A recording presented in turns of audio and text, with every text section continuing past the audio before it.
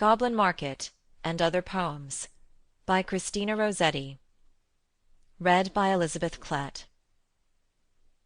Section 1. Goblin Market. Morning and evening maids heard the goblins cry, "Come buy our orchard fruits, come buy, come buy."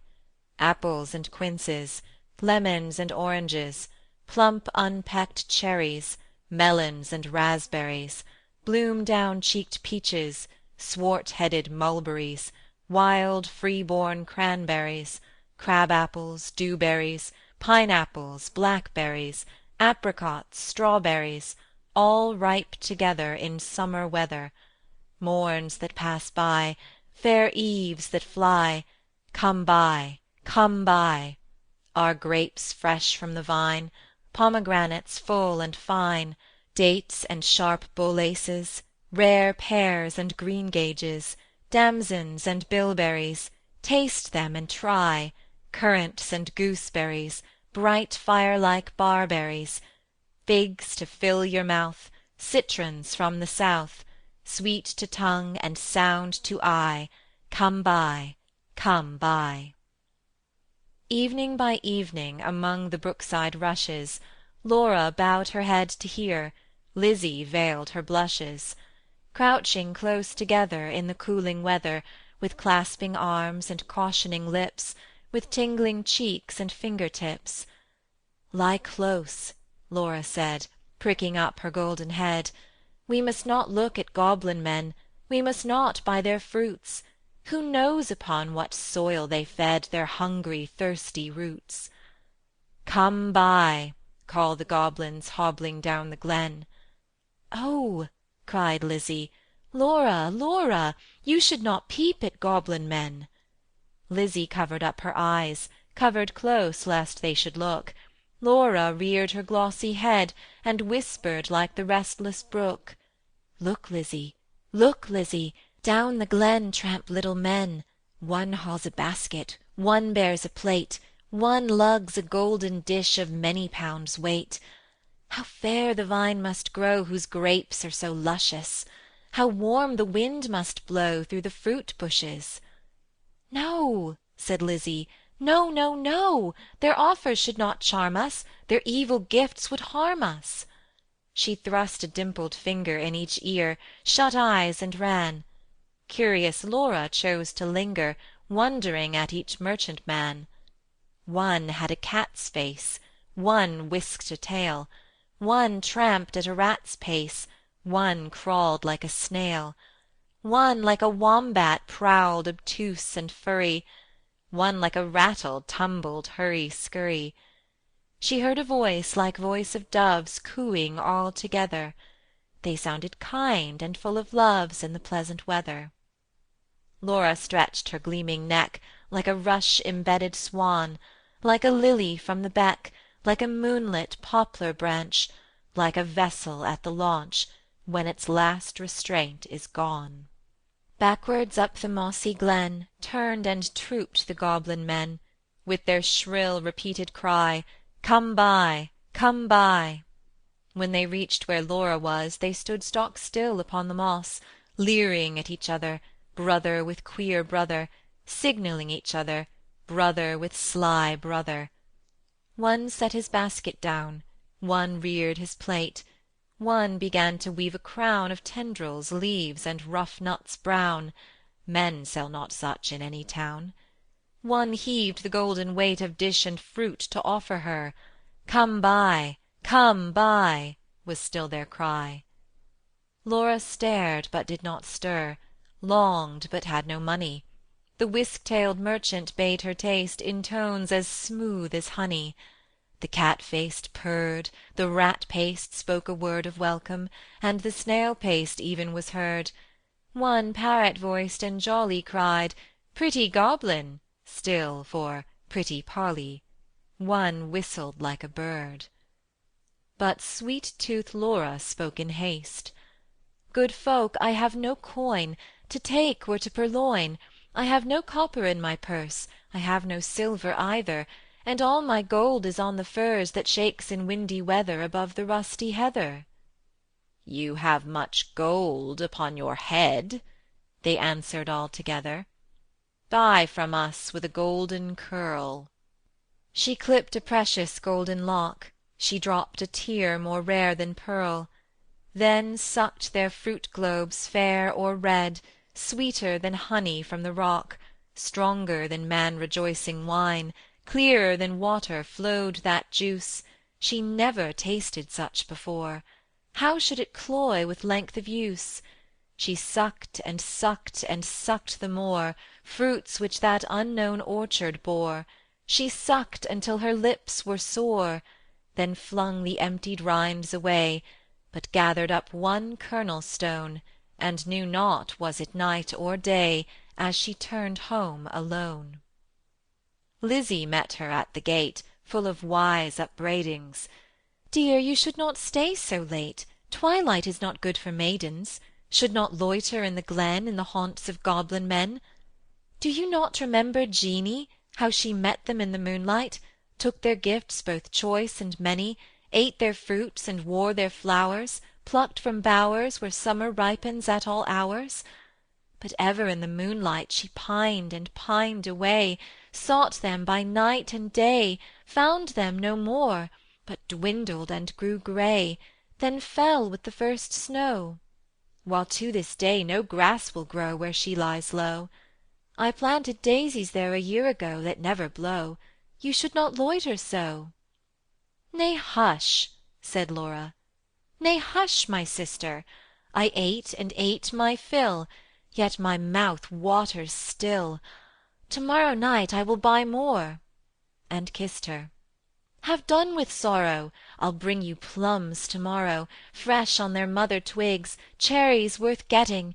You cannot think what figs my teeth have met in, what melons icy cold, piled on a dish of gold, too huge for me to hold, what peaches with a velvet nap, pellucid grapes without one seed. Odorous indeed must be the mead whereon they grow, and pure the wave they drink, with lilies at the brink, and sugar sweet their sap."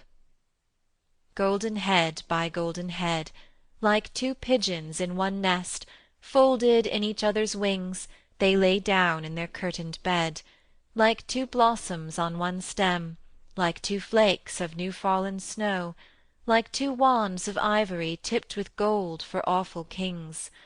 Moon and stars gazed in at them, wind sang to them lullaby, lumbering owls forbore to fly, not a bat flapped to and fro round their rest, cheek to cheek and breast to breast, locked together in one nest. Early in the morning, when the first cock crowed his warning, neat like bees, as sweet and busy, Laura rose with Lizzie, fetched in honey, milked the cows, aired and set to rights the house, kneaded cakes of whitest wheat, cakes for dainty mouths to eat, next churned butter, whipped up cream, fed their poultry, sat and sewed, talked as modest maidens should, Lizzie with an open heart, Laura in an absent dream, one content, one sick in part, one warbling for the mere bright day's delight, one longing for the night. At length slow evening came, they went with pitchers to the reedy brook, Lizzie most placid in her look, Laura most like a leaping flame. They drew the gurgling water from its deep, Lizzie plucked purple and rich golden flags, then turning homeward said, "The sunset flushes those furthest loftiest crags. Come, Laura, not another maiden lags, no wilful squirrel wags, the beasts and birds are fast asleep." But Laura loitered still among the rushes, and said the bank was steep, and said the hour was early still, the dew not fallen, the wind not chill, listening ever, but not catching the customary cry, "Come buy, come buy," with its iterated jingle of sugar-baited words, not for all her watching once discerning even one goblin racing, whisking, tumbling, hobbling, let alone the herds that used to tramp along the glen, in groups or single, of brisk fruit-merchant men. Till Lizzie urged, "O Laura, come! I hear the fruit call, but I dare not look. You should not loiter longer at this brook. Come with me home.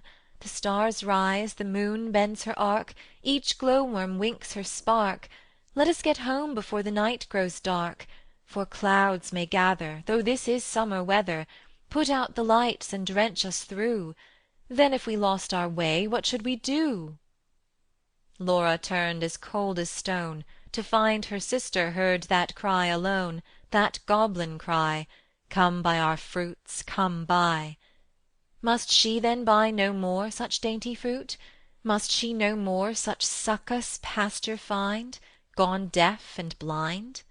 Her tree of life drooped from the root, she said not one word in her heart's sore ache, but peering through the dimness, naught discerning, trudged home, her pitcher dripping all the way, so crept to bed and lay silent till Lizzie slept, then sat up in a passionate yearning, and gnashed her teeth for balked desire, and wept as if her heart would break.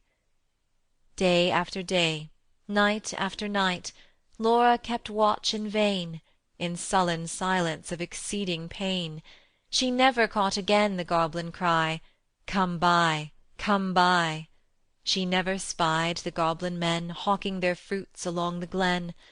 But when the moon waxed bright, her hair grew thin and grey, she dwindled as the fair full moon doth turn to swift decay, and burn her fire away. One day, remembering her kernel stone, she set it by a wall that faced the south, dewed it with tears, hoped for a root, watched for a waxing shoot, but there came none. It never saw the sun, it never felt the trickling moisture run, while with sunk eyes and faded mouth she dreamed of melons, as a traveller sees false waves in desert drought with shade of leaf-crowned trees, and burns the thirstier in the sandful breeze. She no more swept the house, tended the fowls or cows, fetched honey, kneaded cakes of wheat, brought water from the brook, but sat down listless in the chimney-nook, and would not eat. Tender Lizzie could not bear to watch her sister's cankerous care, yet not to share. She night and morning caught the goblin's cry, "Come buy our orchard fruits, come buy, come buy." Beside the brook, along the glen, she heard the tramp of goblin men, the voice and stir poor Laura could not hear, longed to buy fruit to comfort her, but feared to pay too dear. She thought of Jeanie in her grave, who should have been a bride, but who for joy's brides hoped to have fell sick and died in her gay prime, in earliest winter-time, with the first glaring rime, with the first snow-fall of crisp winter-time. Till Laura, dwindling, seemed knocking at death's door.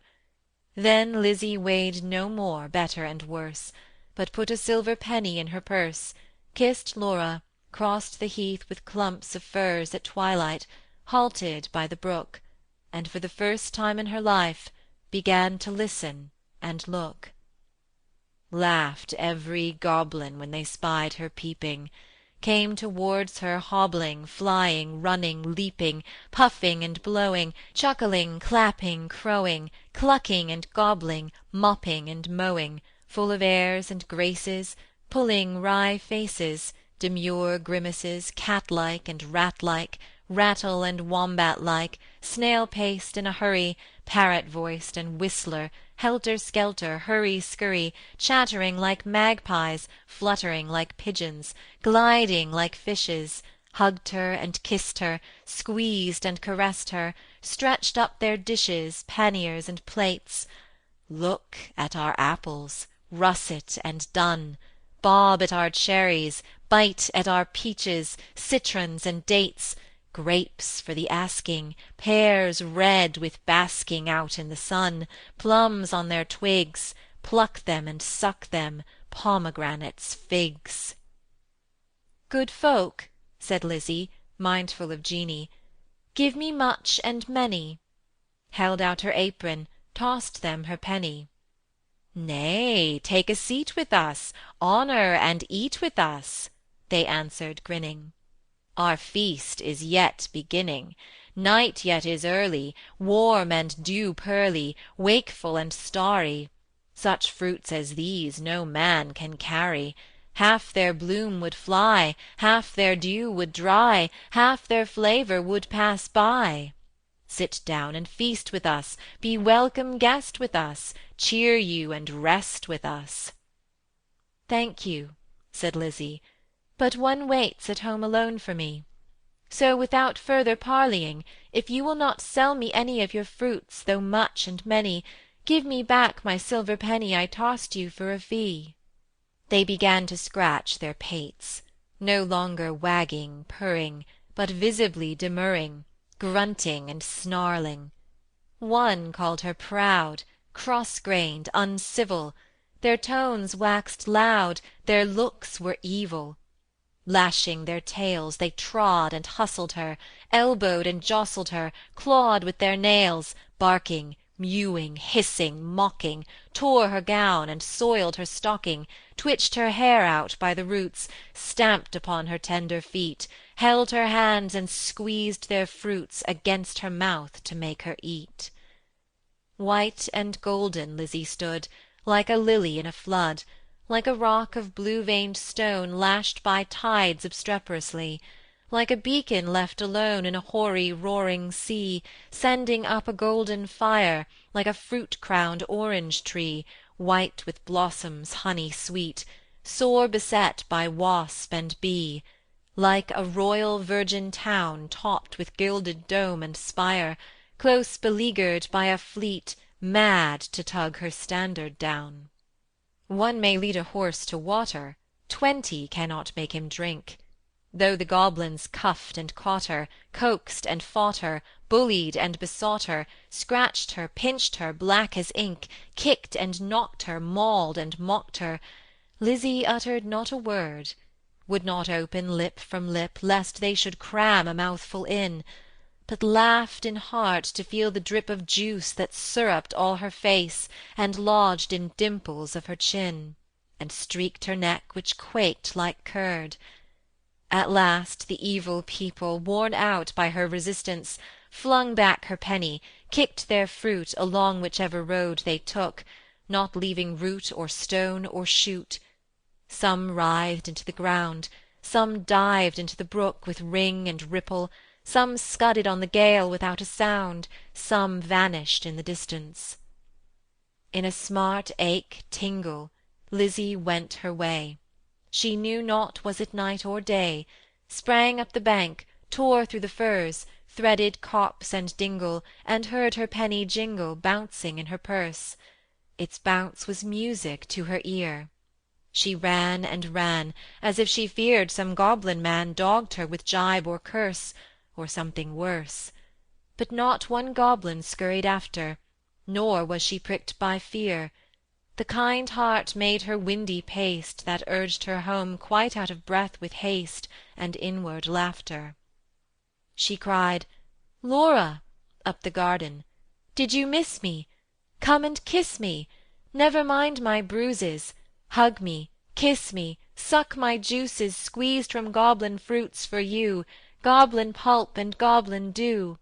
Eat me, drink me, love me, Laura, make much of me. For your sake I have braved the glen, and had to do with goblin merchantmen."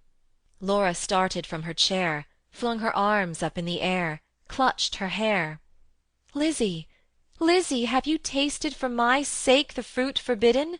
Must your light like mine be hidden, your young life like mine be wasted, undone in mine undoing, and ruined in my ruin, thirsty, cankered, goblin-ridden?" She clung about her sister, kissed and kissed and kissed her. Tears once again refreshed her shrunken eyes, dropping like rain after long sultry drought. Shaking with anguish, fear, and pain, she kissed and kissed her with a hungry mouth. Her lips began to scorch, that juice was wormwood to her tongue. She loathed the feast. Writhing as one possessed, she leaped and sung, rent all her robe, and wrung her hands in lamentable haste, and beat her breast. Her locks streamed like the torch borne by a racer at full speed, or like the mane of horses in their flight, or like an eagle when she stems the light straight toward the sun, or like a caged thing freed, or like a flying flag when armies run. Swift fire spread through her veins, knocked at her heart, met the fire smouldering there, and overbore its lesser flame. She gorged on bitterness without a name. Ah, fool, to choose such part of soul-consuming care! Sense failed in the mortal strife, like the watch-tower of a town which an earthquake shatters down, like a lightning-stricken mast, like a wind-uprooted tree spun about, like a foam-topped water-spout cast down headlong in the sea, she fell at last. Pleasure past, and anguish past. Is it death, or is it life? Life out of death. That night long Lizzie watched by her, counting her pulses' flagging stir, felt for her breath, held water to her lips, and cooled her face with tears and fanning leaves.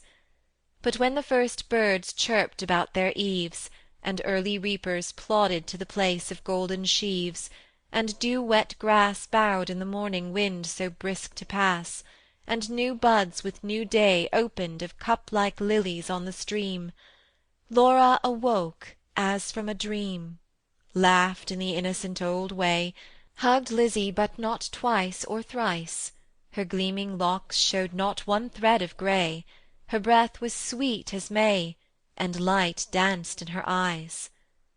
Days, weeks, months, years afterwards, when both were wives with children of their own, their mother hearts beset with fears, their lives bound up in tender lives, Laura would call the little ones, and tell them of her early prime, those pleasant days long gone of not returning time, would talk about the haunted glen, the wicked quaint fruit-merchant men, their fruits like honey to the throat, but poison in the blood.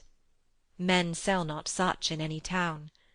Would tell them how her sister stood in deadly peril to do her good, and win the fiery antidote, then joining hands to little hands, would bid them cling together, for there is no friend like a sister, in calm or stormy weather, to cheer one on the tedious way, to fetch one if one goes astray, to lift one if one totters down, to strengthen whilst one stands.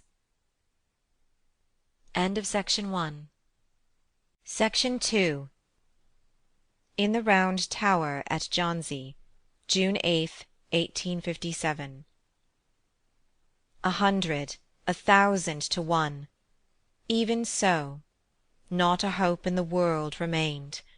The swarming, howling wretches below gained and gained and gained. Skene looked at his pale young wife. Is the time come? The time is come. Young, strong, and so full of life, the agony struck them dumb. Close his arm about her now, close her cheek to his, close the pistol to her brow. God forgive them this. Will it hurt much? No, mine own. I wish I could bear the pang for both. I wish I could bear the pang alone. Courage, dear, I am not loth. Kiss and kiss. It is not pain thus to kiss and die. One kiss more, and yet one again. Good-bye. Good-bye. End of Section 2.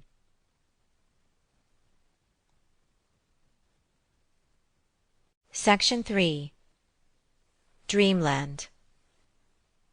Where sunless rivers weep their waves into the deep, she sleeps a charmed sleep. Awake her not. Led by a single star, she came from very far to seek where shadows are her pleasant lot. She left the rosy morn, she left the fields of corn, for twilight cold and lorn, and water springs. Through sleep, as through a veil, she sees the sky look pale, and hears the nightingale that sadly sings. Rest, rest, a perfect rest shed over brow and breast. Her face is toward the west, the purple land. She cannot see the grain ripening on hill and plain, she cannot feel the rain upon her hand. Rest, rest, for evermore upon a mossy shore. Rest, rest at the heart's core till time shall cease, sleep that no pain shall wake, night that no morn shall break, till joy shall overtake her perfect peace. End of Section 3.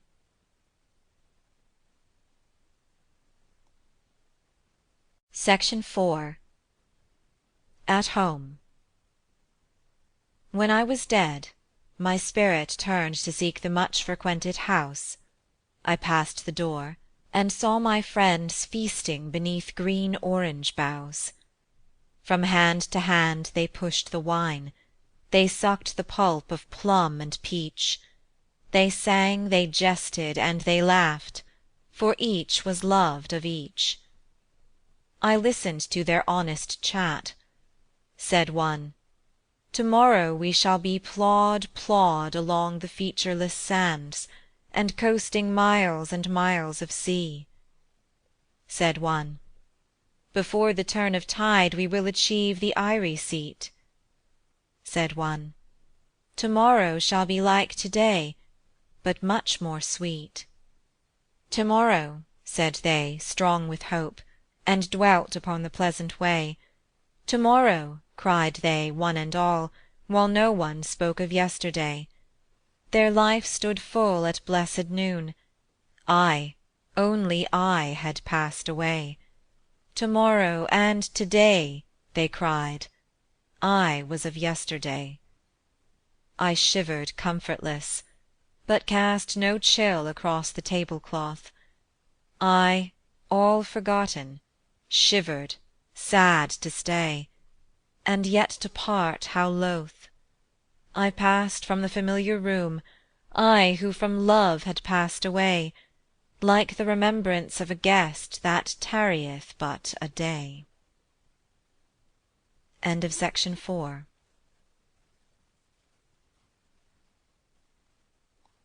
Section 5.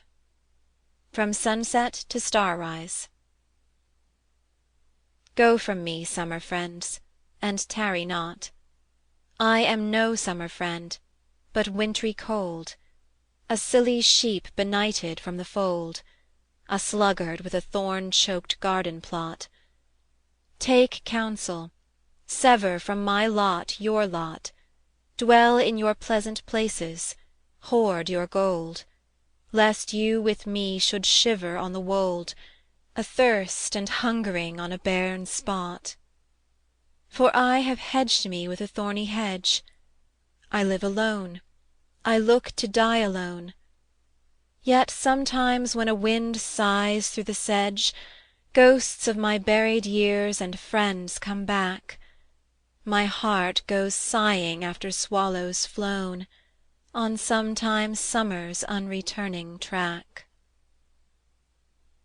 End of Section 5.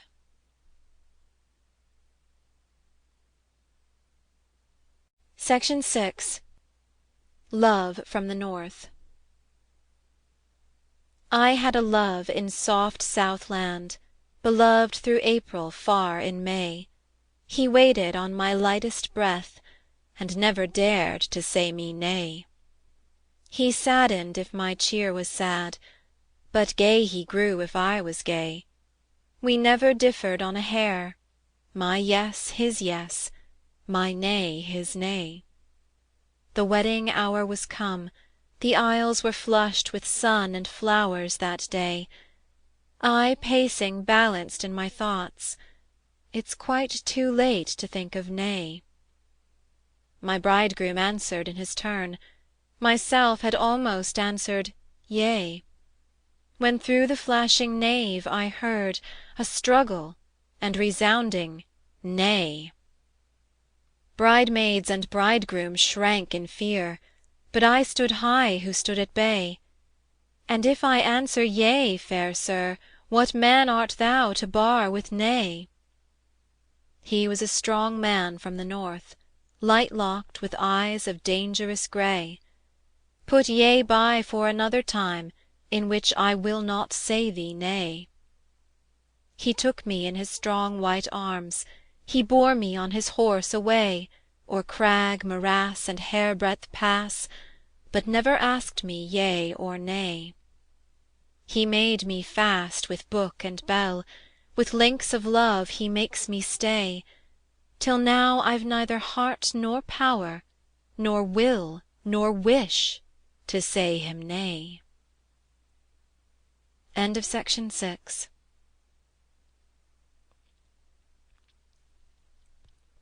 Section 7. Winter Rain. Every valley drinks, every dell and hollow, where the kind rain sinks and sinks, green of spring will follow. Yet a lapse of weeks, buds will burst their edges, strip their wool coats, glue coats, streaks, in the woods and hedges. Weave a bower of love for birds to meet each other, weave a canopy above, nest and egg and mother. But for fattening rain we should have no flowers, never a bud or leaf again, but for soaking showers. Never a mated bird in the rocking tree-tops, never indeed a flock or herd to graze upon the lea-crops. Lambs so woolly white, sheep the sun-bright leas on, they could have no grass to bite, but for rain in season. We should find no moss in the shadiest places, find no waving meadow-grass pied with broad-eyed daisies, but miles of barren sand, with never a son or daughter, not a lily on the land, or lily on the water.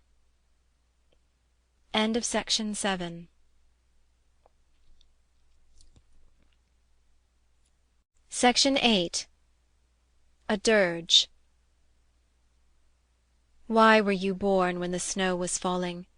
You should have come to the cuckoo's calling, or when grapes are green in the cluster, or at least when lithe swallows muster for their far-off flying from summer dying. Why did you die when the lambs were cropping? You should have died at the apples dropping, when the grasshopper comes to trouble, and the wheat-fields are sodden stubble, and all winds go sighing for sweet things dying. Section 8.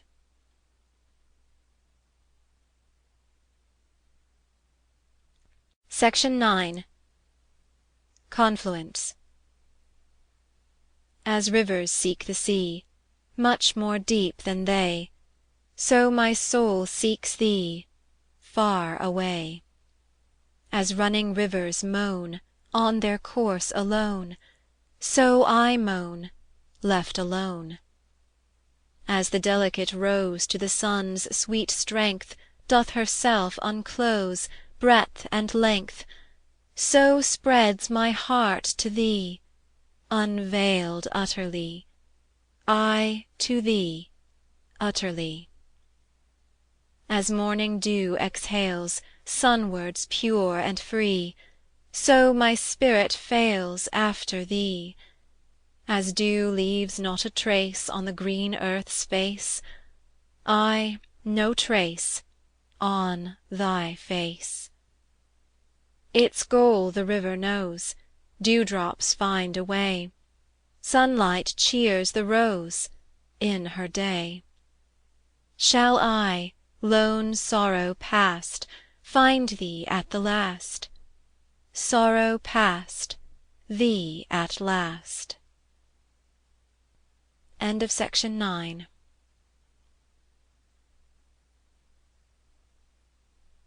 Section 10. Noble Sisters. Now did you mark a falcon, sister dear, flying toward my window in the morning cool and clear, with jingling bells about her neck, but what beneath her wing? It may have been a ribbon, or it may have been a ring. I marked a falcon swooping at the break of day, And for your love, my sister dove, I frayed the thief away. Or did you spy a ruddy hound, sister fair and tall, Went snuffing round my garden bound, Or crouched by my bower wall? With a silken leash about his neck, but in his mouth may be A chain of gold and silver links, or a letter writ to me. I heard a hound, high-born sister, stood baying at the moon: I rose and drove him from your wall, lest you should wake too soon.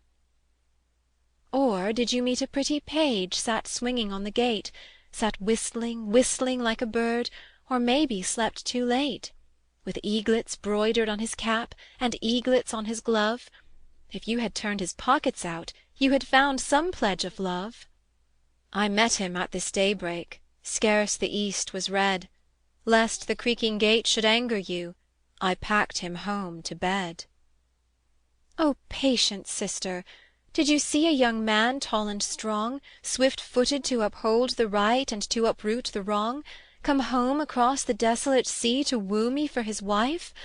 And in his heart my heart is locked, and in his life my life. I met a nameless man, sister, who loitered round our door.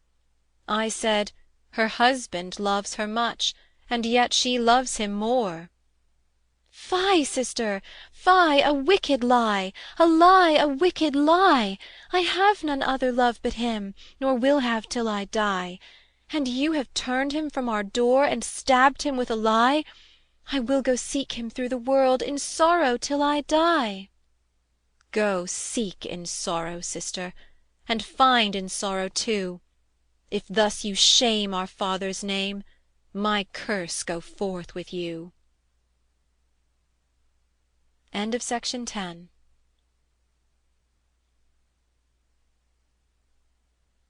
Section 11. Spring. Frost locked all the winter, seeds and roots, and stones of fruits, what shall make their sap ascend that they may put forth shoots? Tips of tender green, leaf or blade or sheath, telling of the hidden life that breaks forth underneath, life nursed in its grave by death.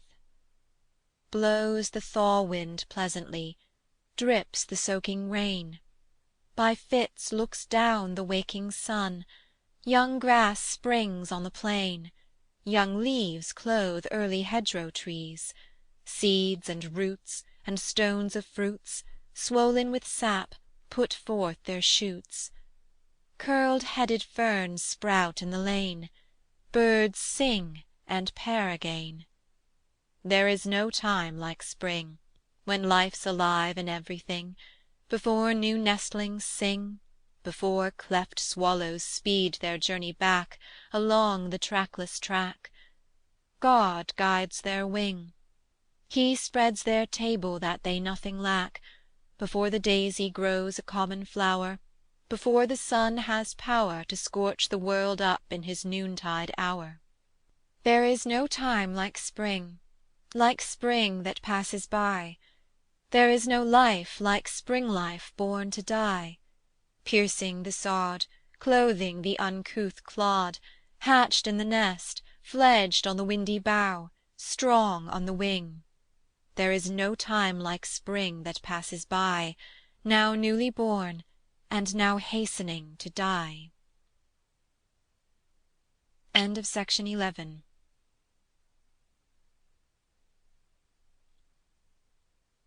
Section 12. The Lambs of Grasmere, 1860. The upland flocks grew starved and thinned. Their shepherds scarce could feed the lambs whose milkless mothers butted them, or who were orphaned of their dams. The lambs athirst for mother's milk filled all the place with piteous sounds. Their mothers' bones made white for miles the pastureless wet pasture grounds. Day after day, night after night, from lamb to lamb the shepherds went, with teapots for the bleating mouths instead of nature's nourishment. The little shivering gaping things soon knew the step that brought them aid, and fondled the protecting hand, and rubbed it with a woolly head. Then, as the days waxed on to weeks, it was a pretty sight to see these lambs with frisky heads and tails, skipping and leaping on the lea, bleating in tender trustful tones, resting on rocky crag or mound, and following the beloved feet that once had sought for them and found. These very shepherds of their flocks, these loving lambs so meek to please, are worthy of recording words and honour in their due degrees. So I might live 100 years, and roam from strand to foreign strand, yet not forget this flooded spring, and scarce saved lambs of Westmoreland. End of section 12.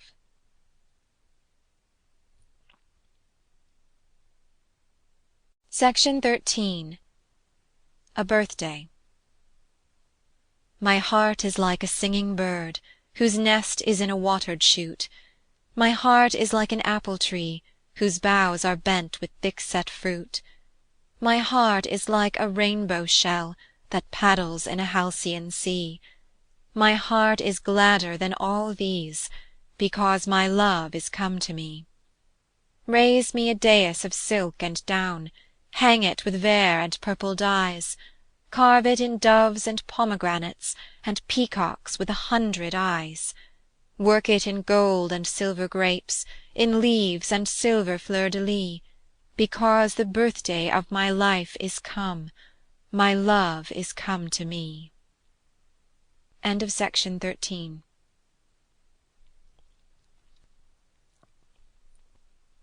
Section 14. Remember. A Sonnet. Remember me when I am gone away, gone far away into the silent land, when you can no more hold me by the hand, nor I half turn to go, yet turning stay. Remember me when no more, day by day, you tell me of our future that you planned. Only remember me. You understand it will be late to counsel then, or pray. Yet if you should forget me for a while, and afterwards remember, do not grieve. For if the darkness and corruption leave a vestige of the thoughts that once I had, better by far you should forget and smile, than that you should remember and be sad. End of section 14.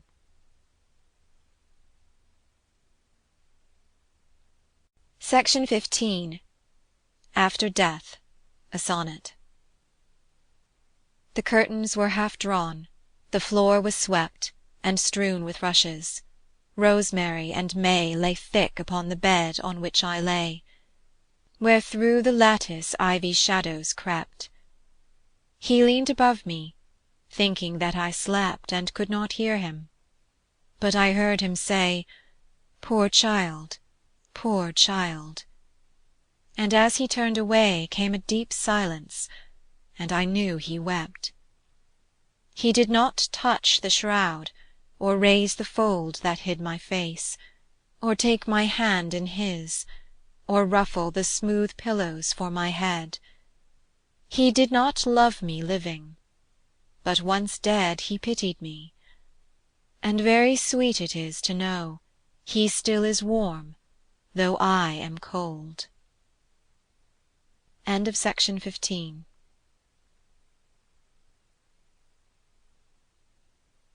Section 16 of Goblin Market and Other Poems, by Christina Rossetti. An End. Love, strong as death, is dead. Come, let us make his bed among the dying flowers, a green turf at his head, and a stone at his feet, whereon we may sit in the quiet evening hours. He was born in the spring, and died before the harvesting. On the last warm summer day he left us. He would not stay for autumn twilight, cold and grey. Sit we by his grave, and sing, he is gone away. To few chords and sad and low sing we so. Be our eyes fixed on the grass, shadow veiled as the years pass, while we think of all that was in the long ago.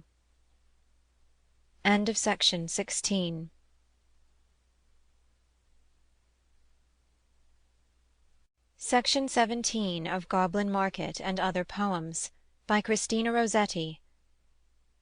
My Dream. Hear now a curious dream I dreamed last night, each word whereof is weighed and sifted truth. I stood beside Euphrates while it swelled, like overflowing Jordan in its youth. It waxed and coloured sensibly to sight, till out of myriad pregnant waves there welled young crocodiles, a gaunt blunt-featured crew, fresh hatched perhaps, and daubed with birthday dew. The rest if I should tell, I fear my friend, my closest friend, would deem the facts untrue, and therefore it were wisely left untold. Yet if you will, why hear it to the end.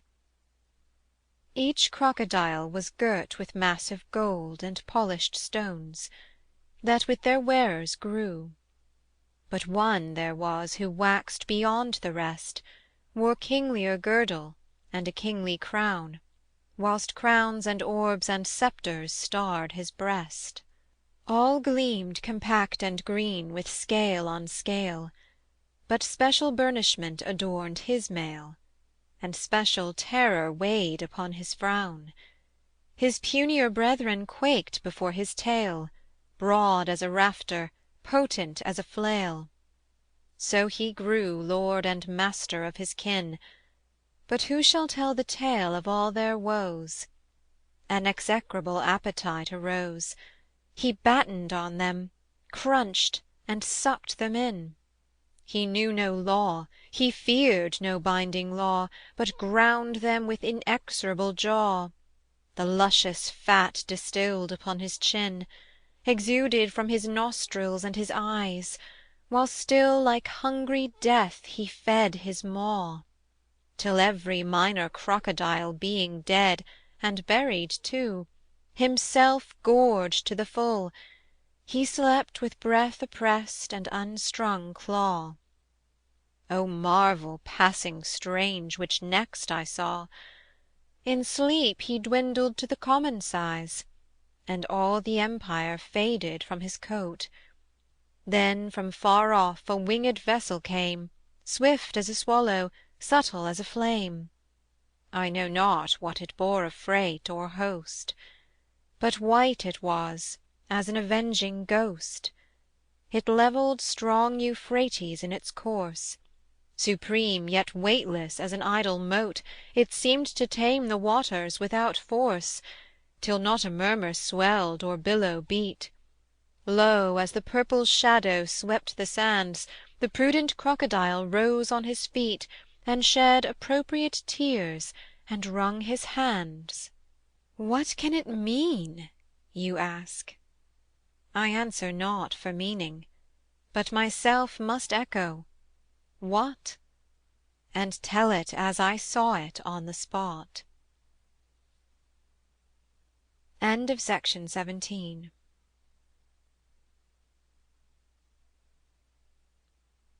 Section 18. Song. O roses for the flush of youth, and laurel for the perfect prime, but pluck an ivy branch for me, grown old before my time. O violets for the grave of youth, and bay for those dead in their prime, give me the withered leaves I chose before in the old time.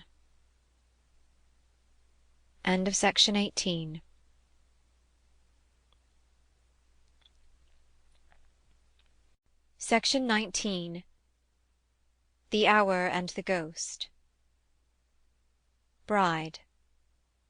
O love, love, hold me fast! He draws me away from thee: I cannot stem the blast, nor the cold strong sea. Far away a light shines beyond the hills and pines. it is lit for me. Bridegroom. I have thee close, my dear, no terror can come near, only far off the northern light shines clear. Ghost. Come with me, fair and false, to our home, come home. It is my voice that calls. Once thou wast not afraid when I wooed, and said, Come, our nest is newly made. Now cross the tossing foam. Bride. Hold me one moment longer, he taunts me with the past. His clutch is waxing stronger, hold me fast, hold me fast. He draws me from thy heart, and I cannot withhold. He bids my spirit depart with him unto the cold. O bitter vows of old! Bridegroom. Lean on me, hide thine eyes. Only ourselves, earth and skies, are present here: be wise. Ghost.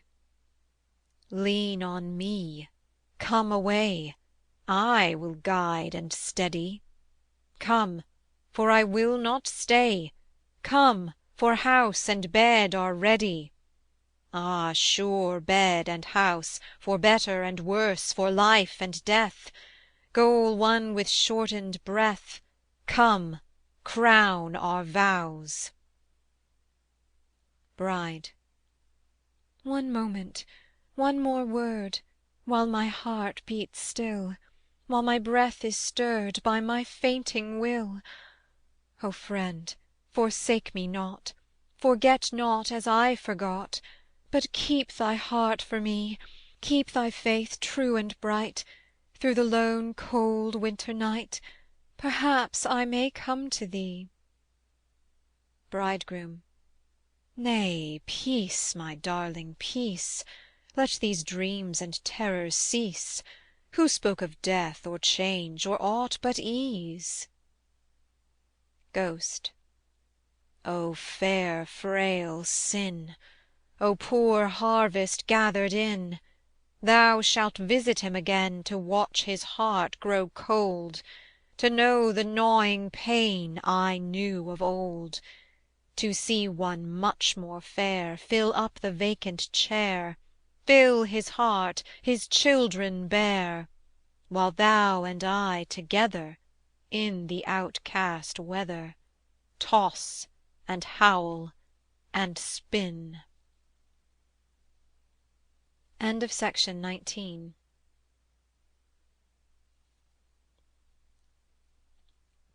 Section 20. A Summer Wish. Live all thy sweet life through, sweet rose, dew sprent, drop down thine evening dew, to gather it anew when day is bright. I fancy thou wast meant chiefly to give delight. Sing in the silent sky, glad soaring bird, sing out thy notes on high, to sunbeam straying by or passing cloud. Heedless if thou art heard, sing thy full song aloud. O that it were with me as with the flower, blooming on its own tree for butterfly and bee, its summer morns, that I might bloom mine hour, a rose in spite of thorns. O that my work were done, as birds that soar rejoicing in the sun, that when my time is run, and daylight too, I so might rest once more, cool with refreshing dew. End of Section 20.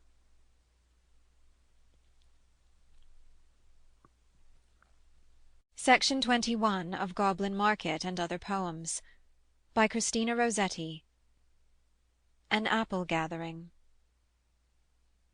I plucked pink blossoms from mine apple tree, and wore them all that evening in my hair. Then in due season, when I went to see, I found no apples there.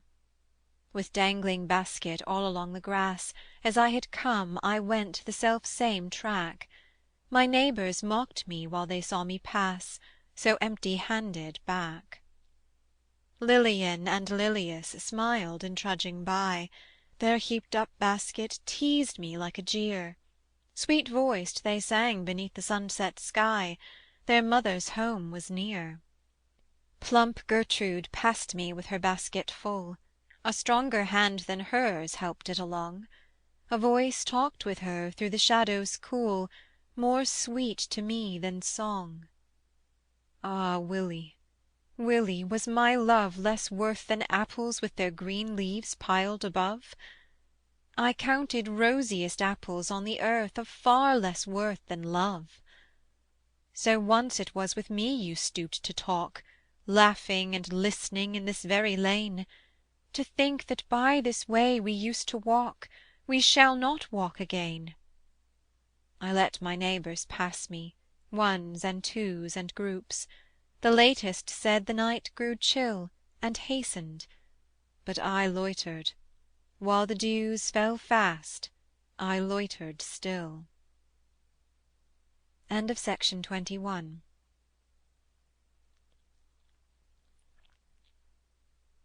Section 22 of Goblin Market and Other Poems, by Christina Rossetti. Song.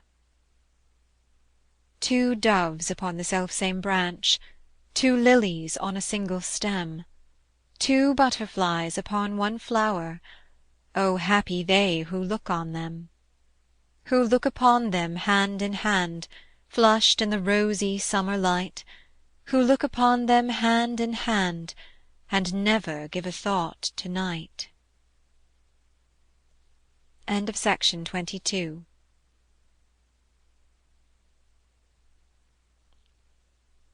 Section 23 of Goblin Market and Other Poems, by Christina Rossetti. Maud Clare. Out of the church she followed them, With a lofty step and mien: His bride was like a village maid, Maud Clare was like a queen. "Son Thomas," his lady mother said, With smiles almost with tears, "May Nell and you but live as true As we have done for years! Your father 30 years ago Had just your tale to tell, But he was not so pale as you, Nor I so pale as Nell."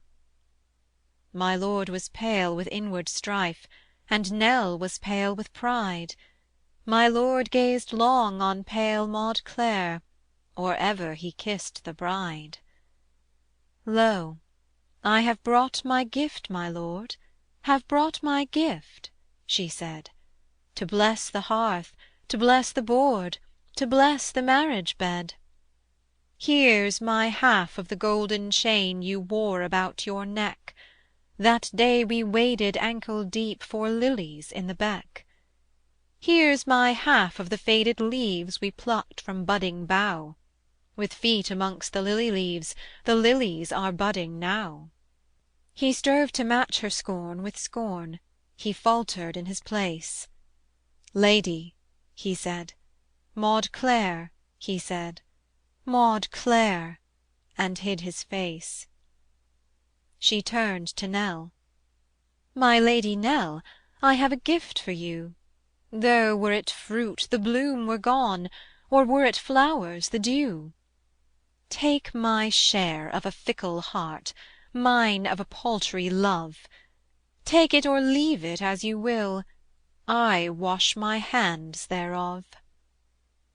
"And what you leave," said Nell, "I'll take, And what you spurn I'll wear: For he's my lord for better and worse, And him I love, Maud Clare. Yea, though you're taller by the head, More wise and much more fair, I'll love him till he loves me best of all, Maud Clare."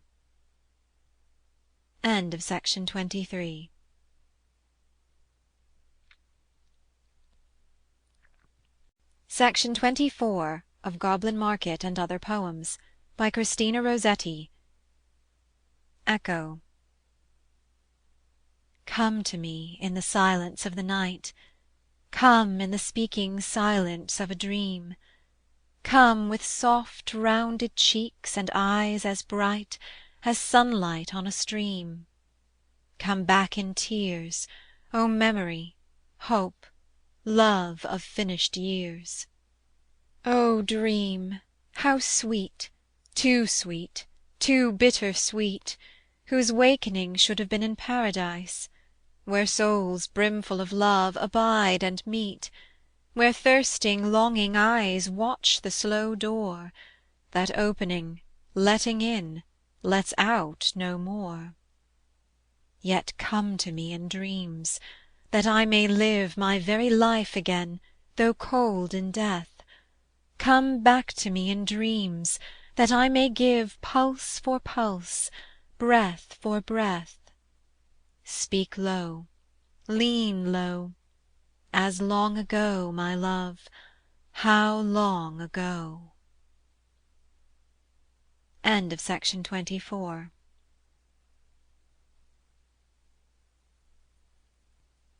Section 25 of Goblin Market and Other Poems, by Christina Rossetti. Winter, my secret. I tell my secret? No, indeed, not I. Perhaps some day, who knows? But not to day.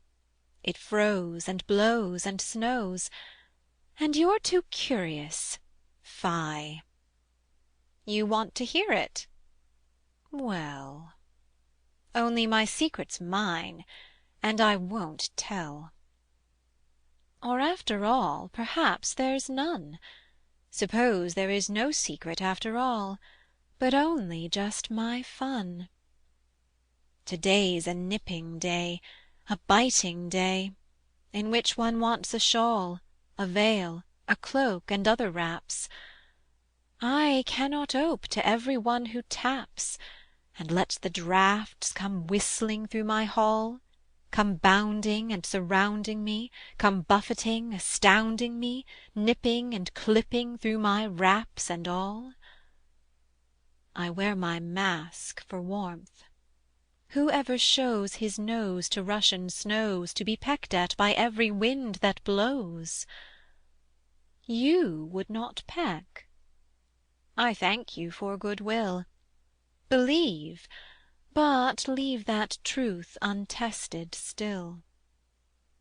Spring's an expansive time, yet I don't trust March with its peck of dust, nor April with its rainbow-crowned brief showers, nor even May, whose flowers one frost may wither through the sunless hours.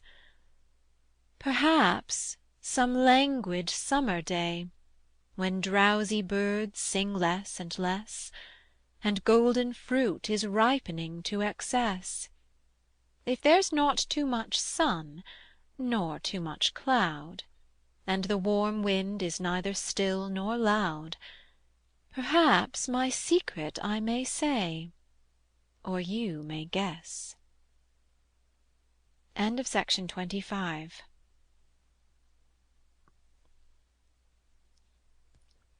Section 26 of Goblin Market and Other Poems, by Christina Rossetti. Another Spring.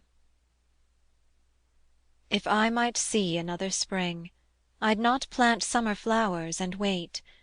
I'd have my crocuses at once, my leafless pink mezereons, my chill-veined snowdrops, choicer yet my white or azure violet, leaf-nested primrose, anything to blow at once not late.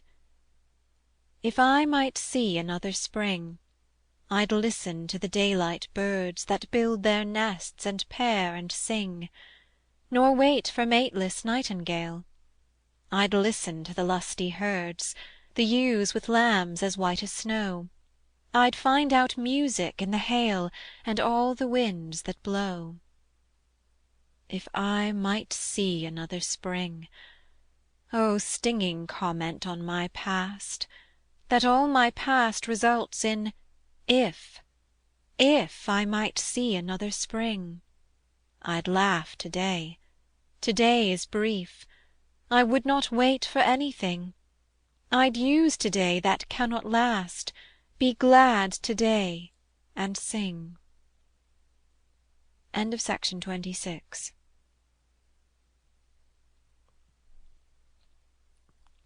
Section 27 of Goblin Market and Other Poems, by Christina Rossetti. A Peal of Bells. Strike the bells wantonly, tinkle, tinkle well. Bring me wine, bring me flowers, ring the silver bell. All my lamps burn scented oil, hung on laden orange trees, whose shadowed foliage is the foil to golden lamps and oranges. Heap my golden plates with fruit, golden fruit fresh plucked and ripe. Strike the bells and breathe the pipe, shut out showers from summer hours, silence that complaining lute, shut out thinking, shut out pain, from hours that cannot come again. Strike the bells solemnly, ding dong deep, my friend is passing to his bed, fast asleep. There's plaited linen round his head, while foremost go his feet that cannot carry him. My feast's a show, my lights are dim. Be still, your music is not sweet, there is no music more for him. His lights are out, his feast is done, his bowl that sparkled to the brim is drained, is broken, cannot hold. My blood is chill, his blood is cold, his death is full, and mine begun.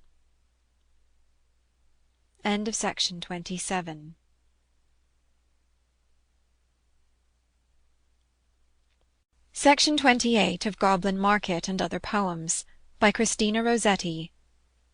Fata Morgana. A blue-eyed phantom far before is laughing, leaping toward the sun. Like lead I chase it evermore, I pant and run. It breaks the sunlight bound on bound, goes singing as it leaps along, to sheep-bells with a dreamy sound, a dreamy song. I laugh, it is so brisk and gay, it is so far before I weep. I hope I shall lie down some day, lie down and sleep.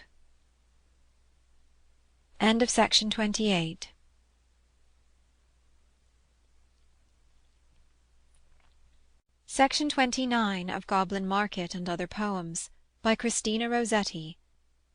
No, thank you, John. I never said I loved you, John. Why will you tease me day by day, and wax a weariness to think upon with always do and pray? You know I never loved you, John. No fault of mine made me your toast. Why will you haunt me with a face as wan as shows an hour-old ghost? I dare say Meg or Moll would take pity upon you, if you'd ask.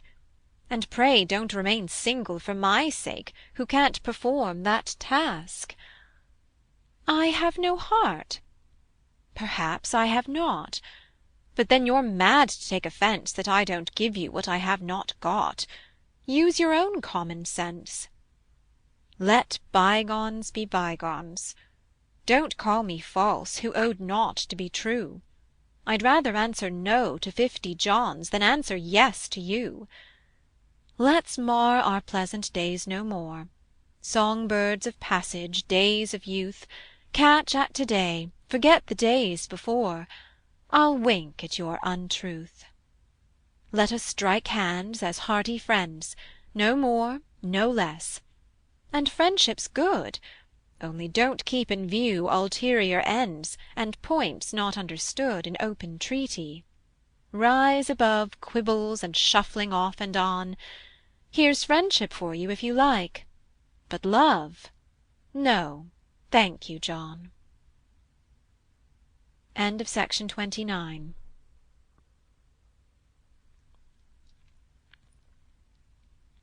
Section 30 of Goblin Market and Other Poems, by Christina Rossetti. May. I cannot tell you how it was, but this I know: It came to pass upon a bright and breezy day, when May was young, ah, pleasant May! And yet the poppies were not born between the blades of tender corn, the last eggs had not hatched as yet, nor any bird foregone its mate. I cannot tell you what it was, but this I know, it did but pass. It passed away with sunny May, with all sweet things it passed away, and left me old and cold and grey.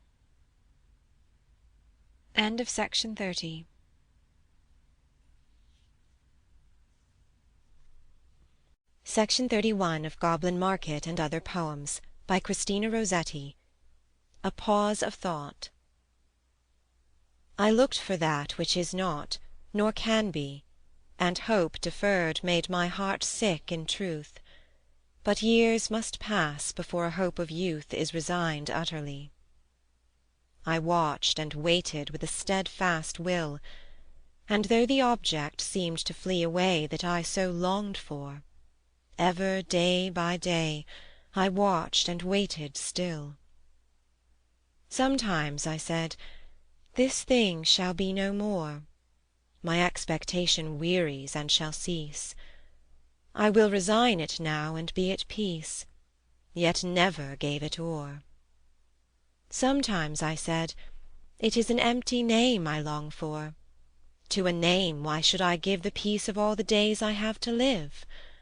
Yet gave it all the same.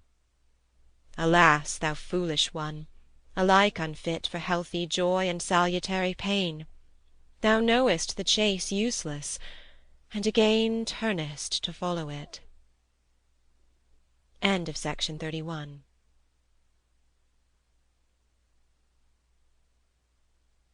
Section 32 of Goblin Market and Other Poems, by Christina Rossetti.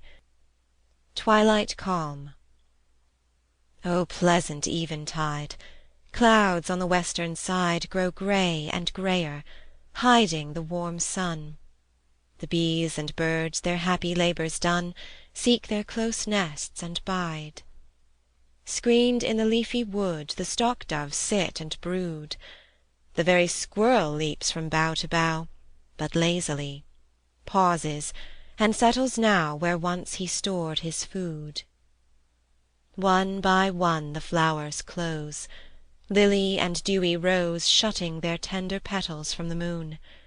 The grasshoppers are still, but not so soon Are still the noisy crows. The dormouse squats and eats choice little dainty bits Beneath the spreading roots of a broad lime. Nibbling his fill he stops from time to time, And listens where he sits. From far the lowings come Of cattle driven home. From farther still the wind brings fitfully The vast continual murmur of the sea, Now loud, now almost dumb. The gnats whirl in the air, the evening gnats, and there the owl opens broad his eyes And wings to sail for prey. The bat wakes, and the shell–less snail comes forth, clammy and bare. Hark! that's the nightingale, telling the self–same tale Her song told when this ancient earth was young. So echoes answered when her song was sung In the first wooded vale. We call it love and pain, the passion of her strain, And yet we little understand or know. Why should it not be rather joy That so throbs in each throbbing vein? In separate herds the deer lie, Here the bucks and here the does, And by its mother sleeps the fawn. Through all the hours of night until the dawn They sleep, forgetting fear. The hare sleeps where it lies, With wary half–closed eyes. The cock has ceased to crow, the hen to cluck. Only the fox is out, some heedless duck Or chicken to surprise. Remote, each single star comes out, Till there are all shining brightly. How the dews fall damp! While close at hand the glow–worm lights her lamp Or twinkles from afar. But evening now is done, as much as if the sun Day–giving had arisen in the east. for night has come, and the great calm has ceased, the quiet sands have run. End of section 32.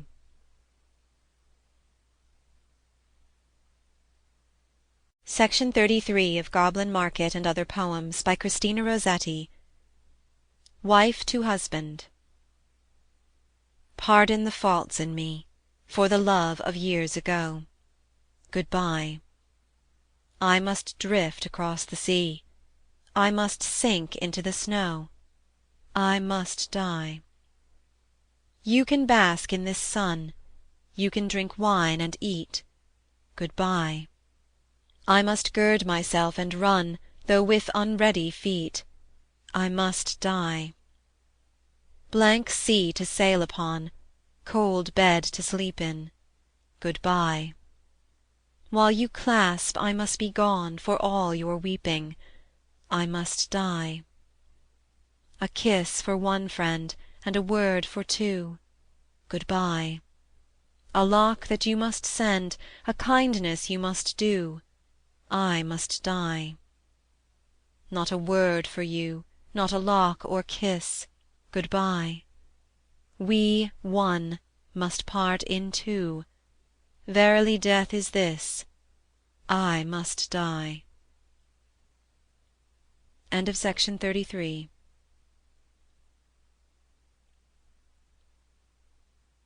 Section 34 of Goblin Market and Other Poems, by Christina Rossetti.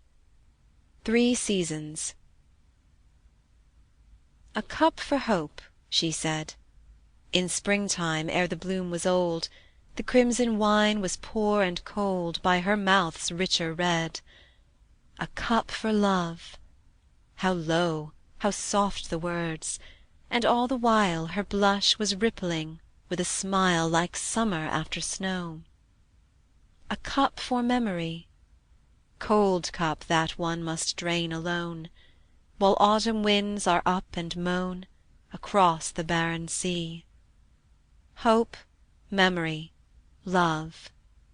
Hope for fair morn, and love for day, and memory for the evening grey and solitary dove. End of section 34.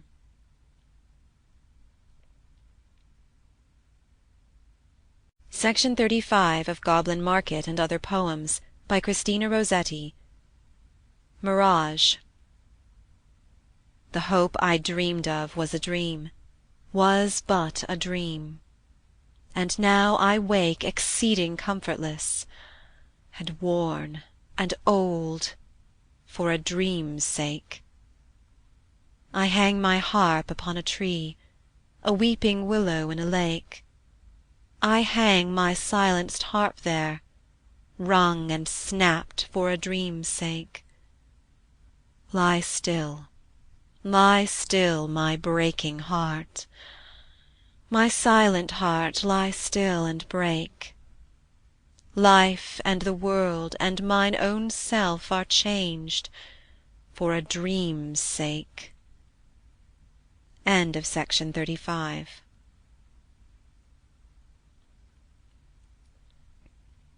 Section 36 of Goblin Market and Other Poems, by Christina Rossetti. Shut out. The door was shut. I looked between its iron bars, and saw it lie, my garden, mine, beneath the sky, pied with all flowers bedewed and green. From bough to bough the songbirds crossed, from flower to flower the moths and bees, with all its nests and stately trees. It had been mine, and it was lost. A shadowless spirit kept the gate, blank and unchanging like the grave. I, peering through, said, "Let me have some buds to cheer my outcast state." He answered not. Or give me then but one small twig from shrub or tree, and bid my home remember me until I come to it again. The spirit was silent, but he took mortar and stone to build a wall. He left no loophole, great or small, through which my straining eyes might look. So now I sit here quite alone, blinded with tears, nor grieve for that, for naught is left worth looking at since my delightful land is gone. A violet bed is budding near, wherein a lark has made her nest, and good they are, but not the best, and dear they are, but not so dear.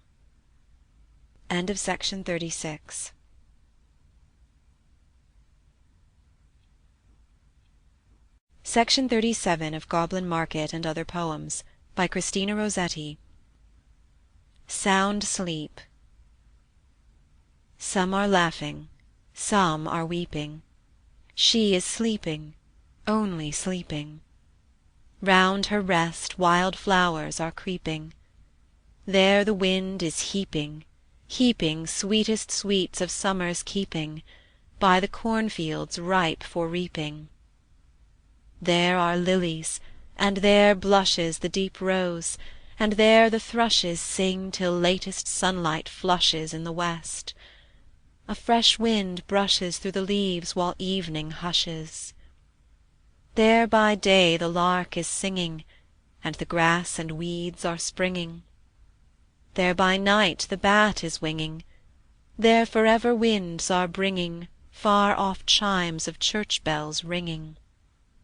Night and morning, noon and even, their sound fills her dreams with heaven.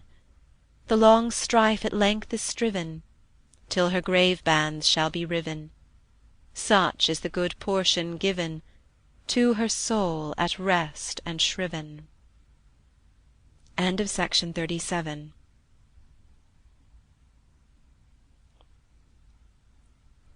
Section 38 of Goblin Market and Other Poems, by Christina Rossetti.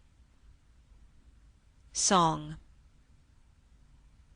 She sat and sang all way, by the green margin of a stream, watching the fishes leap and play beneath the glad sunbeam. I sat and wept all way, beneath the moon's most shadowy beam, watching the blossoms of the May weep leaves into the stream. I wept for memory, she sang for hope that is so fair. My tears were swallowed by the sea, her songs died on the air.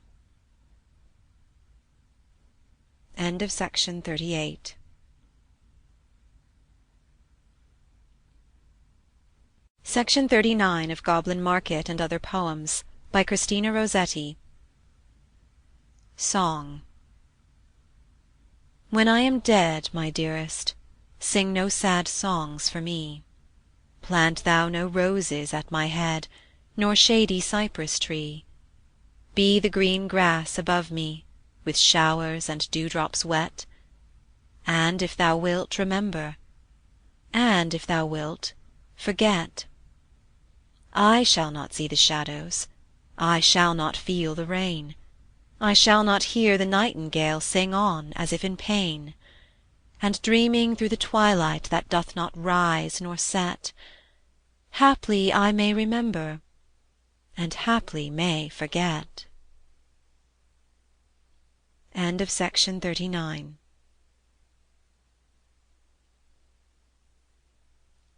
Section 40 of Goblin Market and Other Poems, by Christina Rossetti.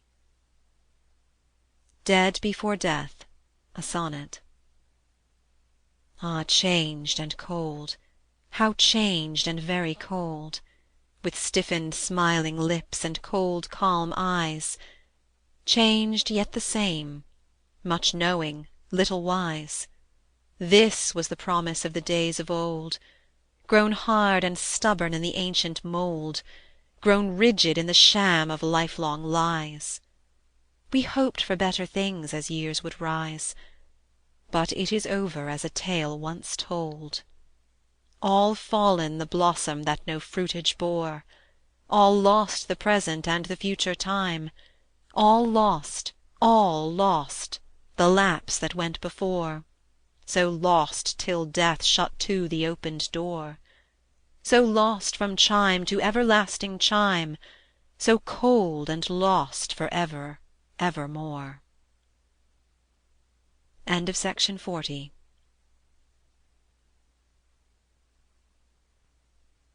Section 41 of Goblin Market and Other Poems, by Christina Rossetti.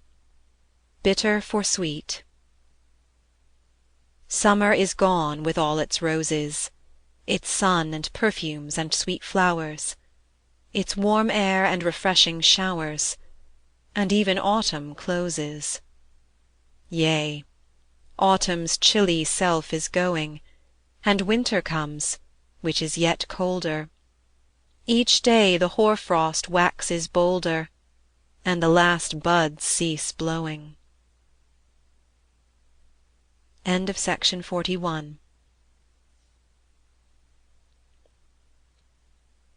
Section 42 of Goblin Market and Other Poems, by Christina Rossetti.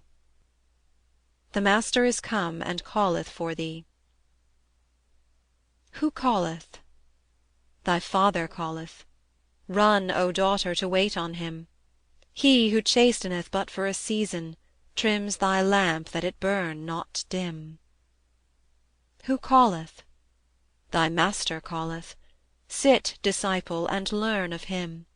He who teacheth wisdom of angels makes thee wise as the cherubim. Who calleth? Thy Monarch calleth. Rise, O subject, and follow him. He is stronger than death or devil. Fear not thou if the foe be grim. Who calleth? Thy Lord God calleth. Fall, O creature, adoring him. He is jealous, thy God Almighty, count not dear to thee life or limb. Who calleth? Thy Bridegroom calleth. Soar, O bride, with the seraphim. He who loves thee as no man loveth, bids thee give up thy heart to him.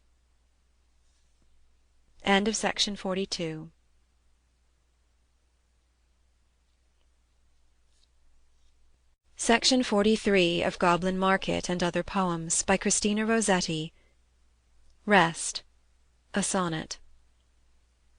O Earth, lie heavily upon her eyes. Seal her sweet eyes weary of watching, Earth. Lie close around her. Leave no room for mirth with its harsh laughter, nor for sound of sighs. She hath no questions, she hath no replies, hushed in and curtained with a blessed dearth of all that irked her from the hour of birth, with stillness that is almost paradise. Darkness more clear than noonday holdeth her, silence more musical than any song. Even her very heart has ceased to stir, until the morning of eternity her rest shall not begin nor end, but be. And when she wakes, she will not think it long.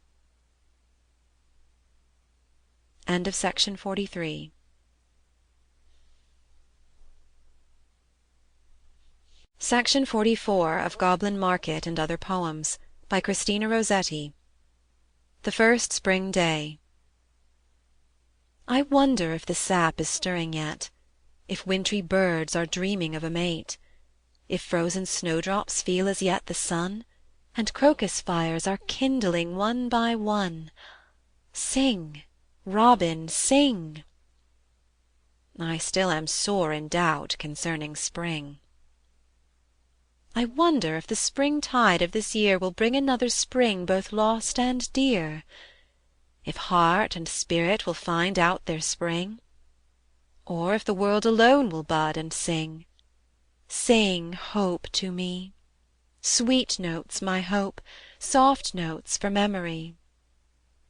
The sap will surely quicken soon or late, the tardiest bird will twitter to a mate, so spring must dawn again with warmth and bloom. Or in this world, or in the world to come, sing, voice of spring, till I too blossom and rejoice, and sing. Section 44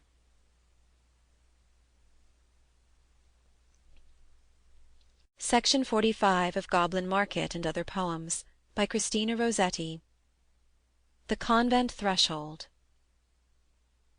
There's blood between us, love, my love; There's father's blood, there's brother's blood, And blood's a bar I cannot pass. I choose the stairs that mount above, Stair after golden skyward stair, To city and to sea of glass. My lily feet are soiled with mud, With scarlet mud which tells a tale Of hope that was, of guilt that was, Of love that shall not yet avail. Alas, my heart, if I could bear my heart, This selfsame stain is there. I seek the sea of glass and fire To wash the spot, to burn the snare. Lo, stairs are meant to lift us higher: Mount with me, mount the kindled stair. Your eyes look earthward, mine look up. I see the far off city grand, Beyond the hills a watered land, Beyond the gulf a gleaming strand Of mansions where the righteous sup, Who sleep at ease among their trees, Or wake to sing a cadenced hymn With cherubim and seraphim. They bore the cross, they drained the cup, Racked, roasted, crushed, wrenched limb from limb, They the offscouring of the world, The heaven of starry heavens unfurled, The sun before their face is dim. You looking earthward, what see you? Milk white, wine flushed among the vines, Up and down leaping to and fro, Most glad, most full, made strong with wines, Blooming as peaches pearled with dew, Their golden windy hair afloat, Love music warbling in their throat, Young men and women come and go. You linger, yet the time is short. Flee for your life, gird up your strength to flee. The shadows stretched at length show that day wanes, that night draws nigh. Flee to the mountain, tarry not. Is this a time for smile and sigh, For songs among the secret trees Where sudden bluebirds nest and sport? The time is short, and yet you stay.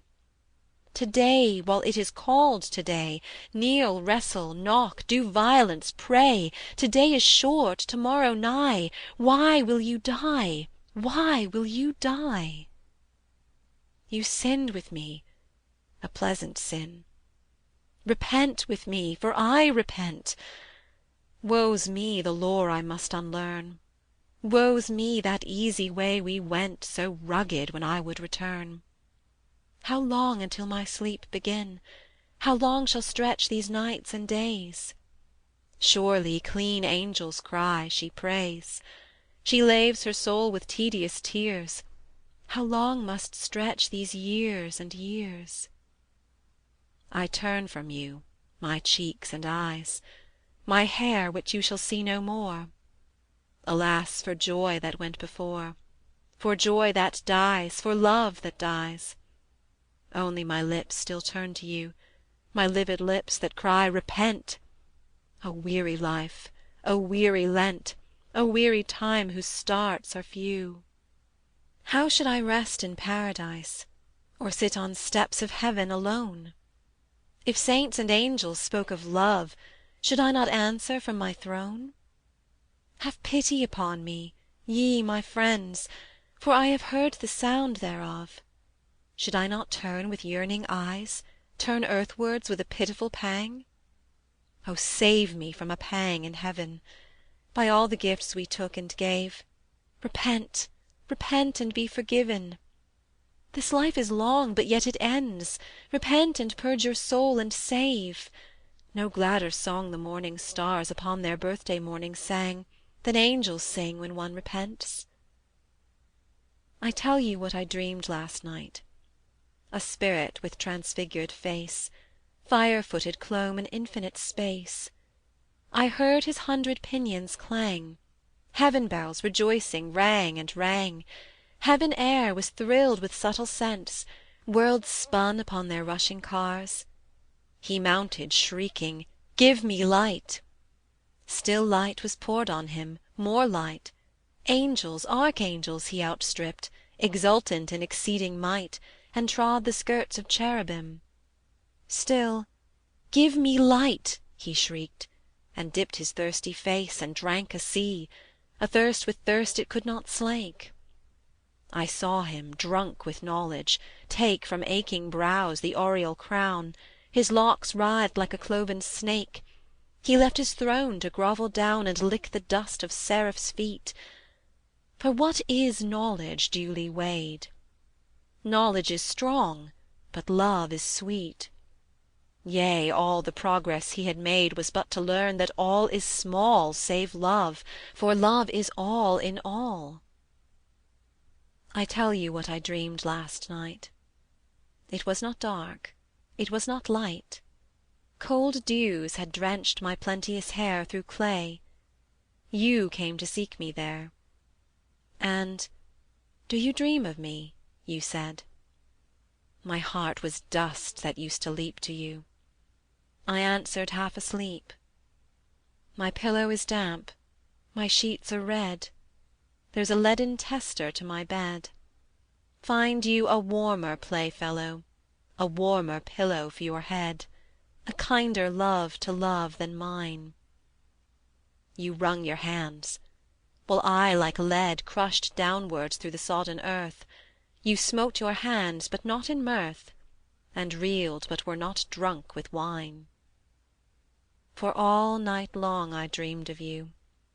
I woke and prayed against my will, then slept to dream of you again. At length I rose and knelt and prayed.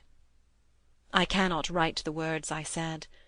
My words were slow, my tears were few. But through the dark my silence spoke like thunder.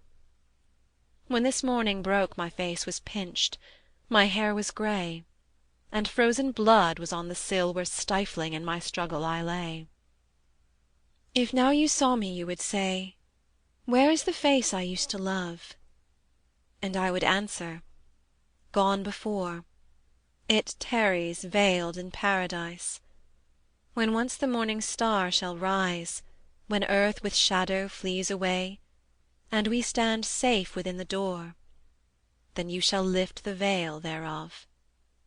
Look up, rise up, for far above our palms are grown, our place is set. There we shall meet as once we met, and love with old familiar love." End of section 45.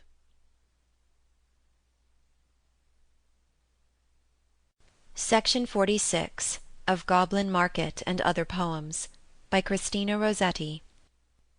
Uphill. Does the road wind uphill all the way? Yes, to the very end. Will the day's journey take the whole long day? From morn to night, my friend. But is there for the night a resting place? A roof for when the slow dark hours begin? May not the darkness hide it from my face? You cannot miss that inn. Shall I meet other wayfarers at night? Those who have gone before. Then must I knock, or call when just in sight? They will not keep you standing at that door. Shall I find comfort, travel sore and weak? Of labour you shall find the sum. Will there be beds for me and all who seek? Yes, beds for all who come. End of section 46.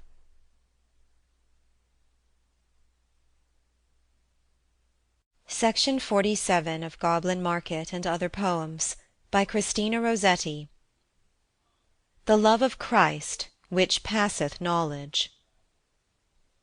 I bore with thee long weary days and nights, through many pangs of heart, through many tears.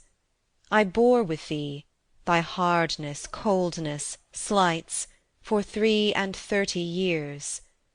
Who else had dared for thee what I have dared? I plunged the depth most deep from bliss above. I, not my flesh, I, not my spirit spared. Give thou me love for love.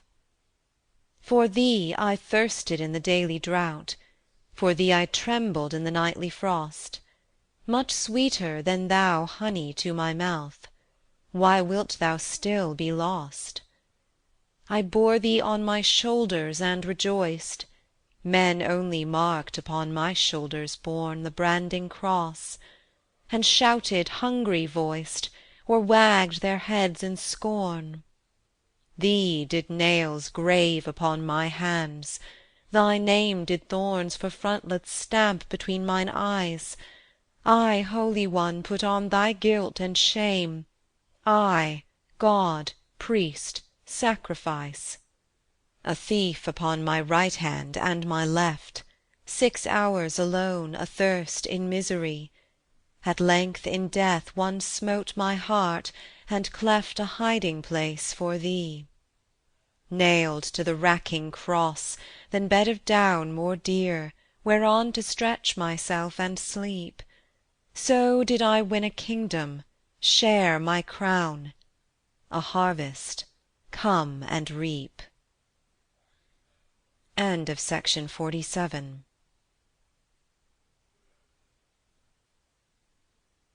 Section 48 of Goblin Market and Other Poems, by Christina Rossetti. A bruised reed shall he not break. I will accept thy will to do and be, thy hatred and intolerance of sin, thy will at least to love that burns within and thirsteth after me. So will I render fruitful, blessing still the germs and small beginnings in thy heart, because thy will cleaves to the better part. Alas, I cannot will. Dost not thou will, poor soul? Yet I receive the inner unseen longings of the soul. I guide them turning towards me, I control and charm hearts till they grieve. If thou desire, it yet shall come to pass, though thou but wish indeed to choose, my love. For I have power in earth and heaven above, I cannot wish, alas. What, neither choose nor wish to choose? And yet I still must strive to win thee and constrain. For thee I hung upon the cross in pain, how then can I forget? If thou as yet dost neither love nor hate, nor choose nor wish, resign thyself, be still till I infuse love, hatred, longing, will. I do not deprecate. End of Section 48.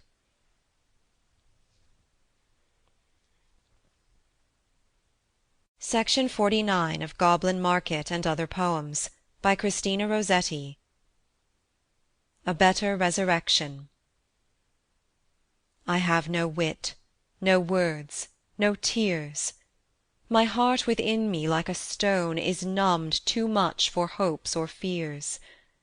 Look right, look left, I dwell alone.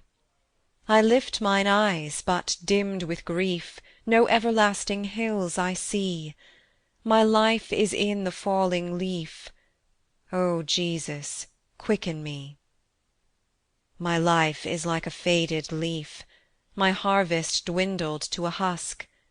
Truly my life is void and brief, and tedious in the barren dusk. My life is like a frozen thing, no bud nor greenness can I see. Yet rise it shall, the sap of spring. O Jesus, rise in me. My life is like a broken bowl that cannot hold one drop of water for my soul, or cordial in the searching cold. Cast in the fire the perished thing, melt and remould it, till it be a royal cup for him my King. O Jesus, drink of me. End of Section 49.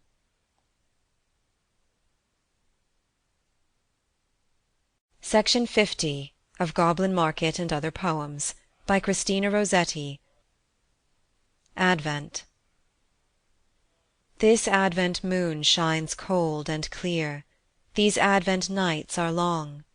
Our lamps have burned year after year, and still their flame is strong. Watchman, what of the night? we cry, heartsick with hope deferred. No speaking signs are in the sky, is still the watchman's word. The porter watches at the gate, the servants watch within. The watch is long betimes and late, the prize is slow to win. Watchman, what of the night? But still his answer sounds the same. No daybreak tops the utmost hill, nor pale our lamps of flame. One to another hear them speak, the patient virgins wise. Surely he is not far to seek, all night we watch and rise. The days are evil looking back, the coming days are dim, yet count we not his promise slack, but watch and wait for him. One with another, soul with soul, they kindle fire from fire. Friends watch us who have touched the goal, they urge us, come up higher.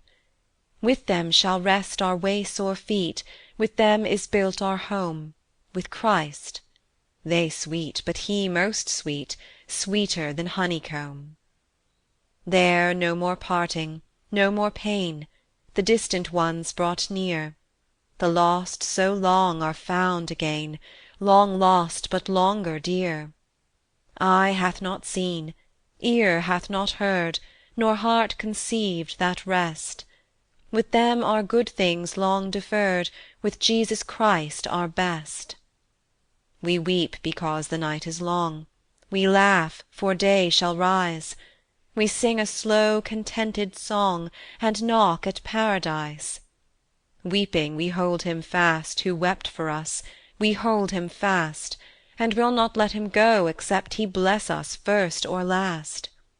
Weeping we hold him fast to-night, we will not let him go, till daybreak smite our wearied sight, and summer smite the snow. Then figs shall bud, and dove with dove shall coo the livelong day. Then he shall say, Arise, my love, my fair one, come away. End of Section 50.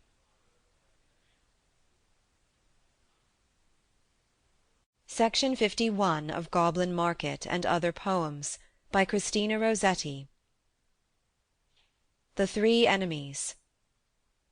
The Flesh. Sweet, thou art pale. More pale to see Christ hung upon the cruel tree, and bore his Father's wrath for me. Sweet, thou art sad.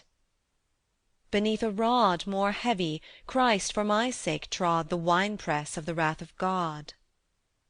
Sweet, thou art weary. Not so Christ, whose mighty love of me sufficed for strength, salvation, Eucharist. Sweet, thou art footsore. If I bleed, his feet have bled, yea, in my need his heart once bled for mine indeed. The World. Sweet, thou art young. So he was young, who for my sake in silence hung upon the cross with passion wrung. Look, thou art fair. He was more fair than men, who deigned for me to wear a visage marred beyond compare. And thou hast riches, daily bread, all else is his, who living dead, for me lacked where to lay his head. And life is sweet. It was not so to him, whose cup did overflow with mine unutterable woe. The Devil. Thou drinkest deep. When Christ would sup, he drained the dregs from out my cup, so how should I be lifted up? Thou shalt win glory. In the skies, Lord Jesus, cover up mine eyes, lest they should look on vanities. Thou shalt have knowledge. Helpless dust, in thee, O Lord, I put my trust. Answer thou for me, wise and just. And might. Get thee behind me. Lord, who hast redeemed and not abhorred my soul, O keep it by thy word. End of Section 51.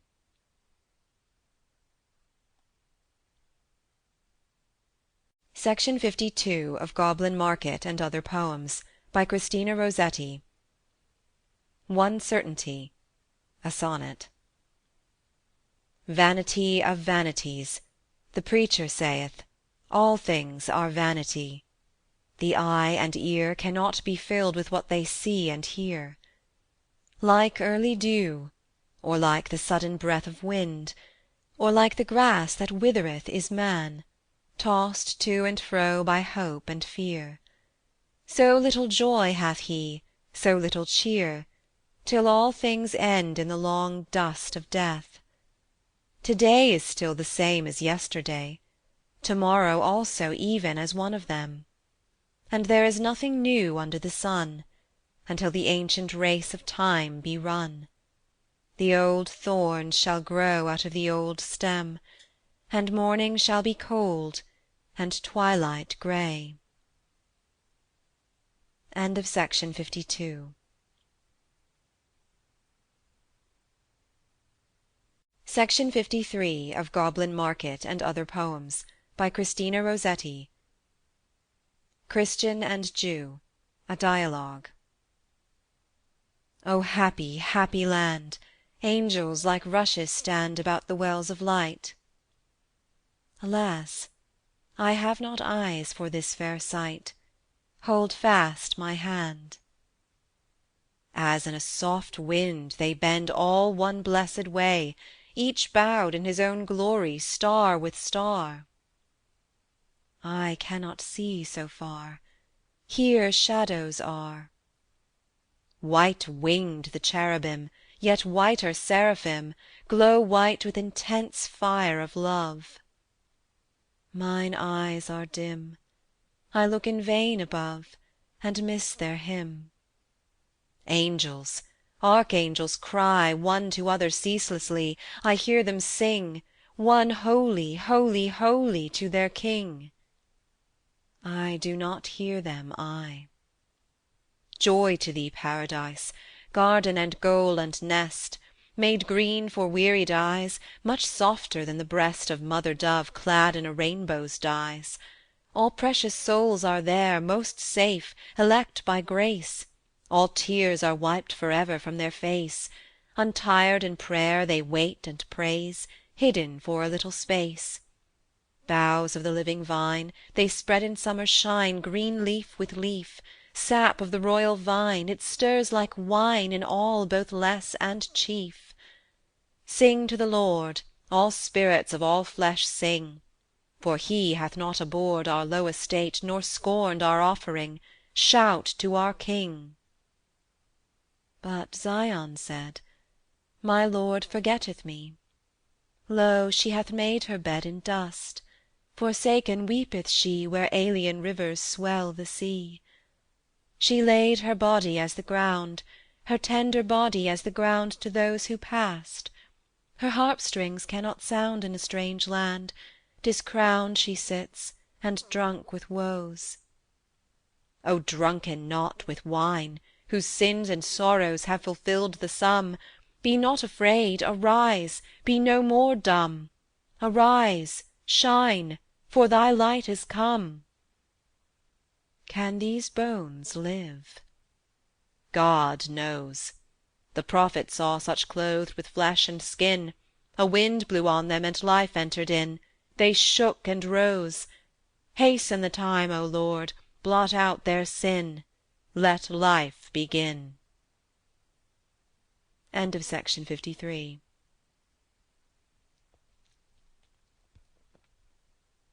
Section 54 of Goblin Market and Other Poems. Sweet Death.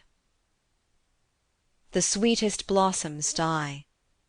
And so it was that, going day by day unto the church to praise and pray, and crossing the green churchyard thoughtfully, I saw how on the graves the flowers shed their fresh leaves in showers, and how their perfume rose up to the sky before it passed away. The youngest blossoms die. They die and fall and nourish the rich earth, from which they lately had their birth. Sweet life, but sweeter death that passeth by, and is as though it had not been. all colours turn to green, the bright hues vanish and the odours fly, the grass hath lasting worth, and youth and beauty die. So be it, O my God, thou God of truth! Better than beauty and than youth are saints and angels, a glad company.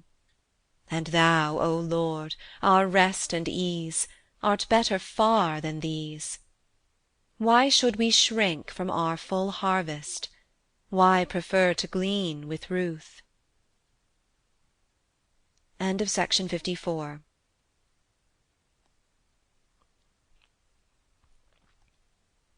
Section 55 of Goblin Market and Other Poems, by Christina Rossetti. Symbols. I watched a rosebud very long, brought on by dew and sun and shower, waiting to see the perfect flower. Then, when I thought it should be strong, it opened at the matin hour, and fell at evensong. I watched a nest from day to day, a green nest full of pleasant shade, wherein 3 speckled eggs were laid. But when they should have hatched in May, the 2 old birds had grown afraid, or tired, and flew away. Then in my wrath I broke the bough that I had tended so with care, hoping its scent should fill the air. I crushed the eggs, not heeding how their ancient promise had been fair. I would have vengeance now. But the dead branch spoke from the sod, and the eggs answered me again. Because we failed, dost thou complain? Is thy wrath just? And what if God, who waiteth for thy fruits in vain, should also take the rod?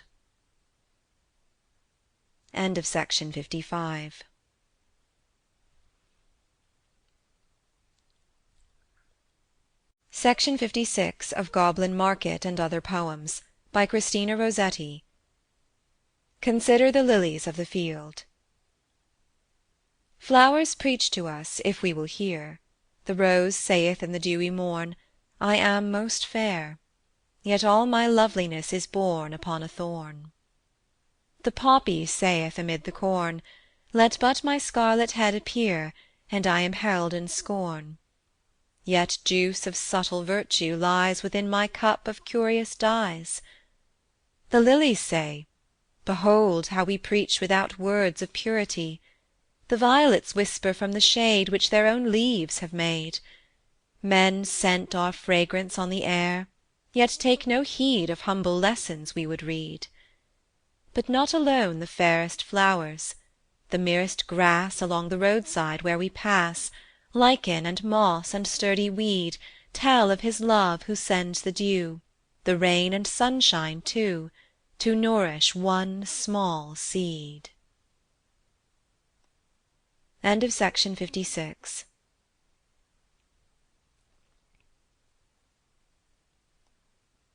Section 57 of Goblin Market and Other Poems, by Christina Rossetti. The World, a Sonnet. By day she woos me, soft, exceeding fair, but all night as the moon so changeth she, loathsome and foul with hideous leprosy, and subtle serpents gliding in her hair. By day she woos me to the outer air, ripe fruits, sweet flowers, and full satiety. But through the night a beast she grins at me, a very monster void of love and prayer. By day she stands a lie, by night she stands in all the naked horror of the truth, with pushing horns and clawed and clutching hands. Is this a friend indeed, that I should sell my soul to her, give her my life and youth, till my feet, cloven too, take hold on hell? Section 57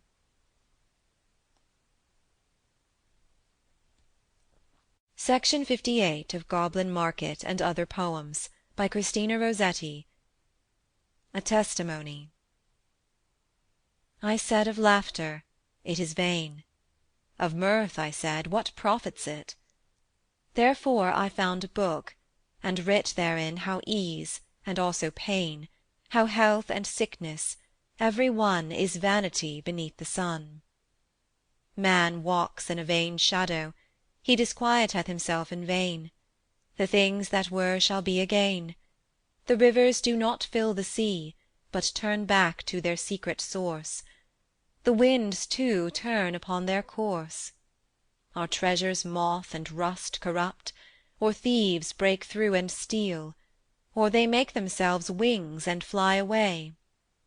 One man made merry as he supped, nor guessed how, when that night grew dim, his soul would be required of him. We build our houses on the sand, calmly with outside and within. But when the winds and rains begin to beat on them, they cannot stand. They perish, quickly overthrown, loose from the very basement stone. All things are vanity, I said, yea, vanity of vanities. The rich man dies, and the poor dies, the worm feeds sweetly on the dead. Whate'er thou lackest, keep this trust, all in the end shall have but dust. The one inheritance, which best and worst alike shall find and share. The wicked cease from troubling there, and there the weary be at rest. There all the wisdom of the wise is vanity of vanities. Man flourishes as a green leaf, and as a leaf doth pass away, or as a shade that cannot stay and leaves no track, his course is brief. Yet man doth hope and fear and plan till he is dead. O foolish man!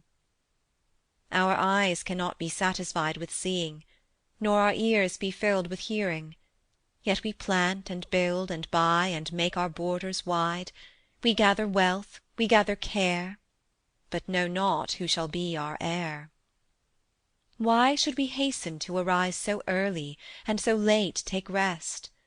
Our labour is not good, our best hopes fade, our heart is stayed on lies.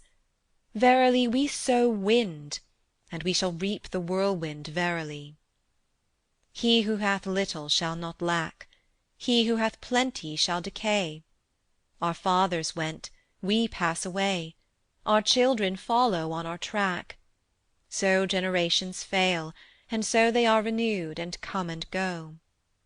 The earth is fattened with our dead, she swallows more and doth not cease. Therefore her wine and oil increase, and her sheaves are not numbered.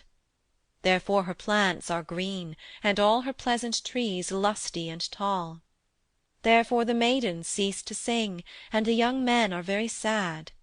Therefore the sowing is not glad, and mournful is the harvesting. Of high and low, of great and small, vanity is the lot of all. A king dwelt in Jerusalem. He was the wisest man on earth. He had all riches from his birth, and pleasures till he tired of them. Then, having tested all things, he witnessed that all are vanity. End of Section 58.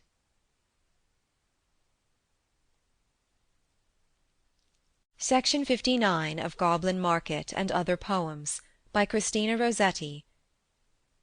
Sleep at Sea. Sound the deep waters. Who shall sound that deep? Too short the plummet, and the watchmen sleep. Some dream of effort, up a toilsome steep. Some dream of pasture grounds for harmless sheep. White shapes flit to and fro from mast to mast. They feel the distant tempest that nears them fast. Great rocks are straight ahead, great shoals not past. They shout to one another upon the blast.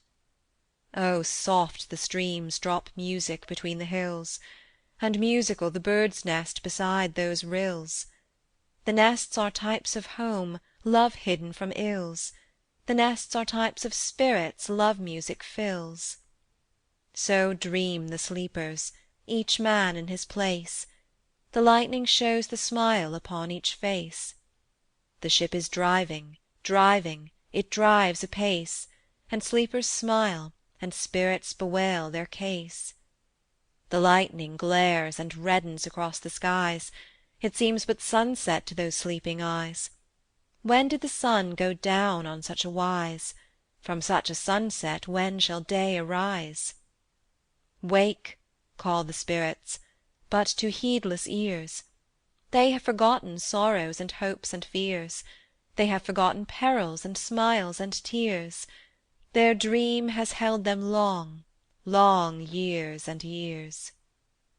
Wake, call the spirits again, but it would take a louder summons to bid them awake. Some dream of pleasure for another's sake, some dream, forgetful of a life-long ache.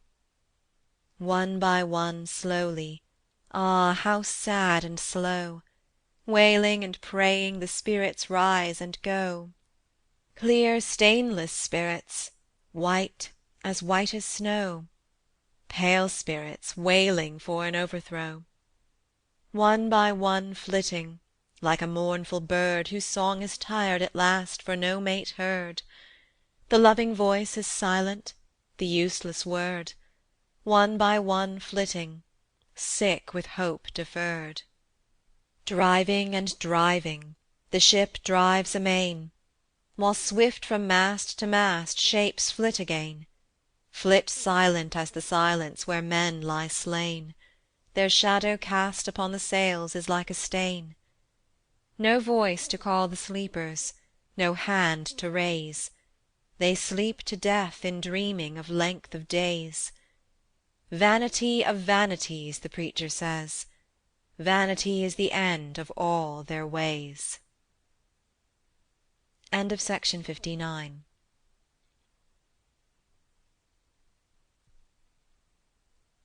Section 60 of Goblin Market and Other Poems, by Christina Rossetti. From House to Home. The first was like a dream through summer heat, the second like a tedious numbing swoon, while the half-frozen pulses lagged to beat beneath a winter moon. But, says my friend, what was this thing and where? It was a pleasure place within my soul, an earthly paradise supremely fair that lured me from the goal.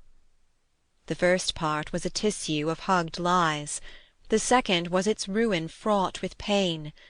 Why raise the fair delusion to the skies but to be dashed again? My castle stood of white transparent glass, glittering and frail with many a fretted spire, but when the summer sunset came to pass, it kindled into fire. My pleasance was an undulating green, stately with trees whose shadows slept below, with glimpses of smooth garden beds between, like flame or sky or snow. Swift squirrels on the pastures took their ease, with leaping lambs safe from the unfeared knife. All singing birds rejoicing in those trees fulfilled their careless life. Wood pigeons cooed there, stock doves nestled there, my trees were full of songs and flowers and fruit, their branches spread a city to the air, and mice lodged in their root. My heath lay farther off, where lizards lived in strange metallic mail, just spied and gone, like darted lightnings here and there perceived, but nowhere dwelt upon. Frogs and fat toads were there to hop or plod, and propagate in peace, an uncouth crew, where velvet-headed rushes rustling nod and spill the morning dew. All caterpillars throve beneath my rule, with snails and slugs in corners out of sight. I never marred the curious sudden stool that perfects in a night. Safe in his excavated gallery, the burrowing mole groped on from year to year. No harmless hedgehog curled because of me his prickly back for fear.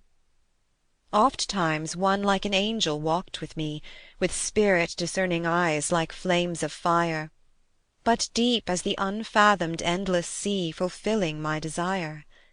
And sometimes like a snowdrift he was fair, and sometimes like a sunset glorious red, and sometimes he had wings to scale the air, with aureole around his head.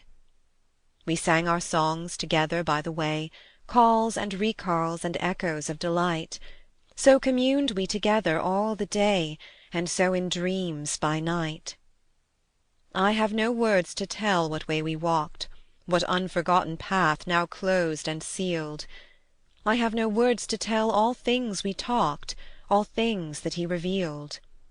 This only can I tell, that hour by hour I waxed more feastful, lifted up and glad.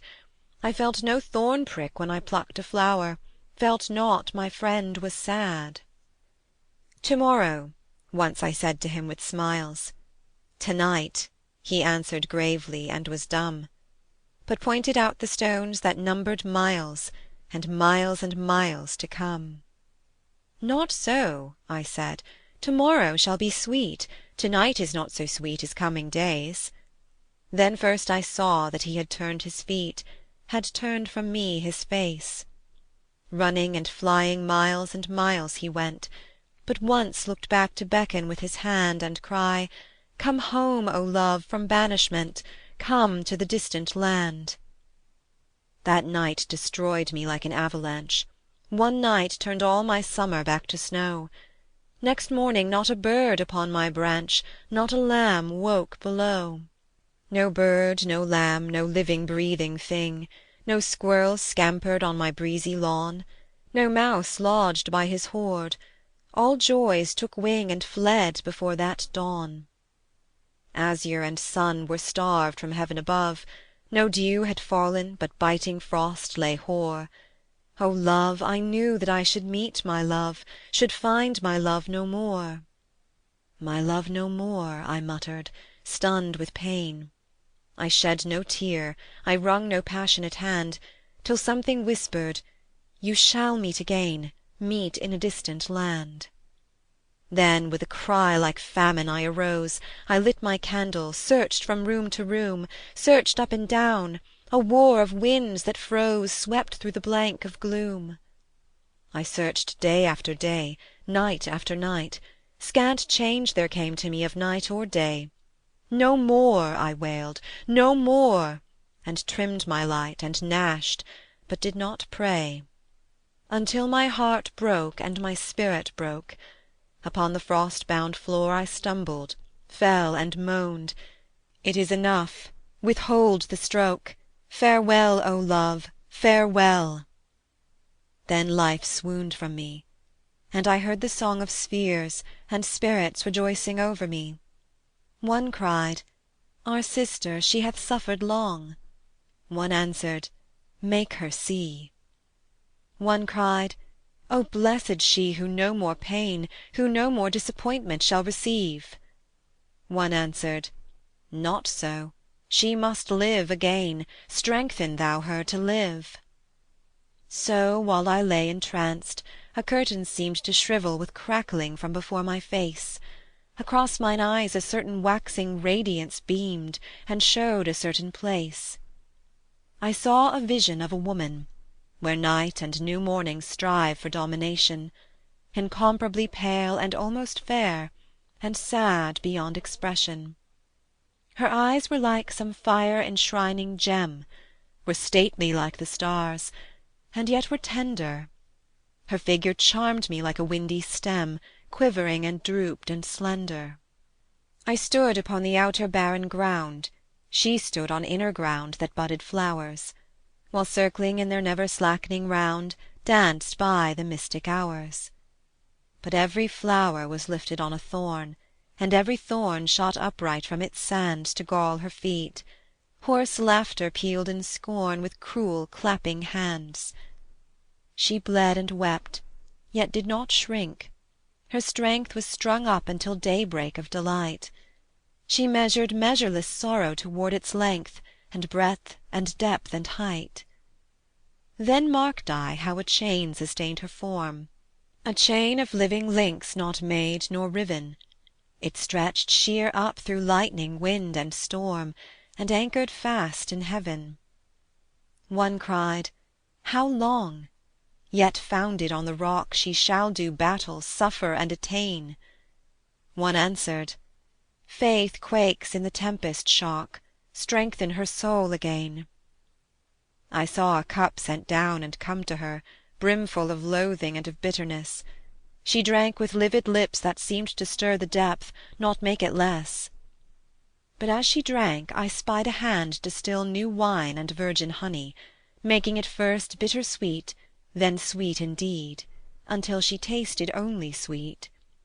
Her lips and cheeks waxed rosy fresh and young. Drinking she sang, "My soul shall nothing want," and drank anew, while soft a song was sung, a mystical slow chant. One cried, "The wounds are faithful of a friend, the wilderness shall blossom as a rose." One answered, "Rend the veil, declare the end, strengthen her ere she goes." Then earth and heaven were rolled up like a scroll. Time and space, change and death had passed away.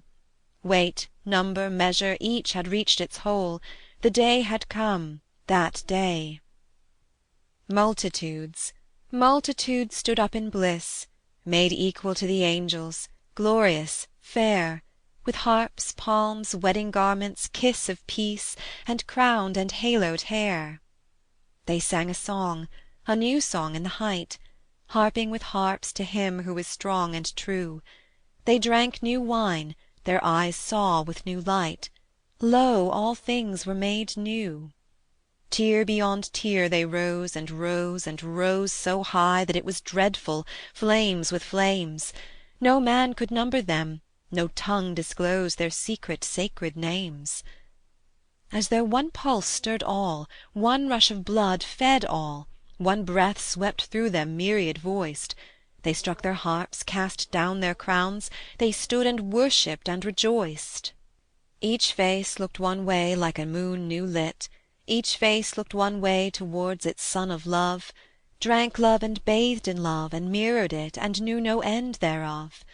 Glory touched glory on each blessed head, hands locked dear hands never to sunder more. These were the new begotten from the dead whom the great birthday bore. Heart answered heart, soul answered soul at rest, double against each other, filled, sufficed, all loving, loved of all, but loving best and best beloved of Christ. I saw that one who lost her love in pain, who trod on thorns, who drank the loathsome cup. The lost in night, in day was found again, the fallen was lifted up.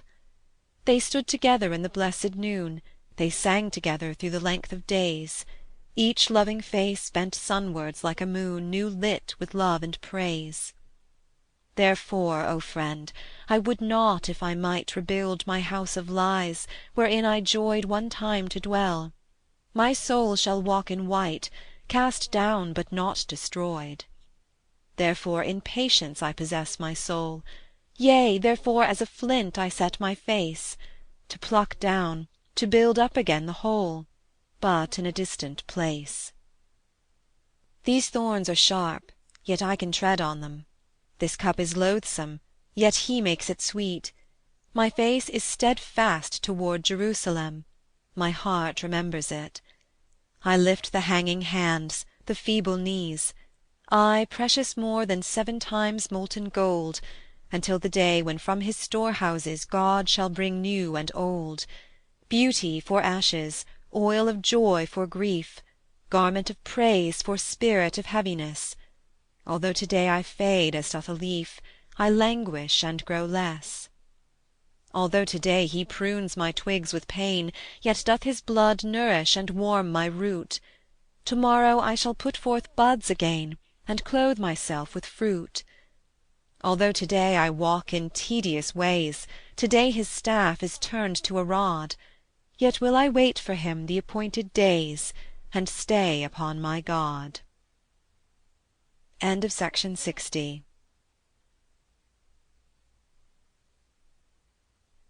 Section 61 of Goblin Market and Other Poems, by Christina Rossetti. Old and New Year Ditties. 1. New Year met me somewhat sad, Old Year leaves me tired, stripped of favourite things I had, balked of much desired. Yet farther on my road to-day, God willing, farther on my way. New Year coming on apace, what have you to give me? Bring you scathe or bring you grace, face me with an honest face, you shall not deceive me. Be it good or ill, be it what you will, it needs shall help me on my road, my rugged way to heaven, please God. 2. Watch with me, men, women, and children dear, you whom I love, for whom I hope and fear, watch with me this last vigil of the year. Some hug their business, some their pleasure scheme, some seize the vacant hour to sleep or dream. Heart locked in heart, some kneel and watch apart. Watch with me, blessed spirits, who delight all through the holy night to walk in white, or take your ease after the long-drawn fight. I know not if they watch with me. I know they count this eve of resurrection slow, and cry, "How long?" with urgent utterance strong. Watch with me, Jesus, in my loneliness. Though others say me nay, yet say thou yes. Though others pass me by, stop thou to bless. Yea, thou dost stop with me this vigil night, to-night of pain, to-morrow of delight. I, love, am thine, thou, Lord, my God, art mine. 3. Passing away, saith the world, passing away, chances, beauty, and youth sapped day by day. Thy life never continueth in one stay. Is the eye waxen dim? Is the dark hair changing to grey that hath won neither laurel nor bay? I shall clothe myself in spring and bud in May. Thou, root-stricken, shalt not rebuild thy decay on my bosom for aye. Then I answered, Yea. Passing away, saith my soul, passing away, with its burden of fear and hope, of labour and play. Hearken what the past doth witness and say. Rust in thy gold, a moth is in thine array, a canker is in thy bud, thy leaf must decay. At midnight, at cock-crow, at morning, one certain day, lo, the bridegroom shall come and shall not delay. Watch thou and pray. Then I answered, Yea.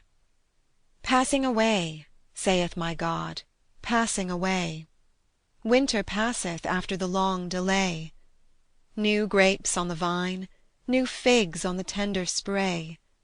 Turtle calleth turtle in heaven's May. Though I tarry, wait for me, trust me, watch and pray. Arise, come away, night is past, and lo, it is day. My love, my sister, my spouse, thou shalt hear me say. Then I answered, Yea. End of section 61.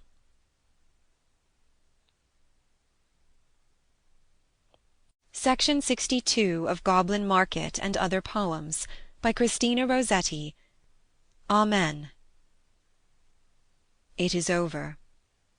What is over? Nay, how much is over truly! Harvest days we toiled to sow for. Now the sheaves are gathered newly, now the wheat is garnered duly. It is finished. What is finished? Much is finished, known or unknown. Lives are finished, time diminished. Was the fallow field left unsown? Will these buds be always unblown? It suffices. What suffices? All suffices reckoned rightly. Spring shall bloom where now the ice is. Roses make the bramble sightly, and the quickening sun shine brightly, and the latter wind blow lightly, and my garden teem with spices. End of section 62. Section 63 of Goblin Market and Other Poems, by Christina Rossetti. Mother Country. O what is that country, and where can it be? Not mine own country, but dearer far to me. Yet mine own country, if I one day may see its spices and cedars, its gold and ivory. As I lie dreaming, it rises, that land, there rises before me its green golden strand, with the bowing cedars and the shining sand, that sparkles and flashes like a shaken brand. Do angels lean nearer while I lie and long? I see their soft plumage and catch their windy song, like the rise of a high tide sweeping full and strong. I mark the outskirts of their reverend throng. O what is a king here, or what is a boor? Here all starve together, all dwarfed and poor. Here Death's hand knocketh at door after door, he thins the dancers from the festal floor. O what is a handmaid, or what is a queen? All must lie down together where the turf is green, the foulest face hidden, the fairest not seen, gone as if never they had breathed or been. Gone from sweet sunshine underneath the sod, turned from warm flesh and blood to senseless clod, gone as if never they had toiled or trod, gone out of sight of all, except our God. Shut into silence from the accustomed song, shut into solitude from all earth's throng, run down though swift of foot, thrust down though strong, life made an end of, seemed it short or long.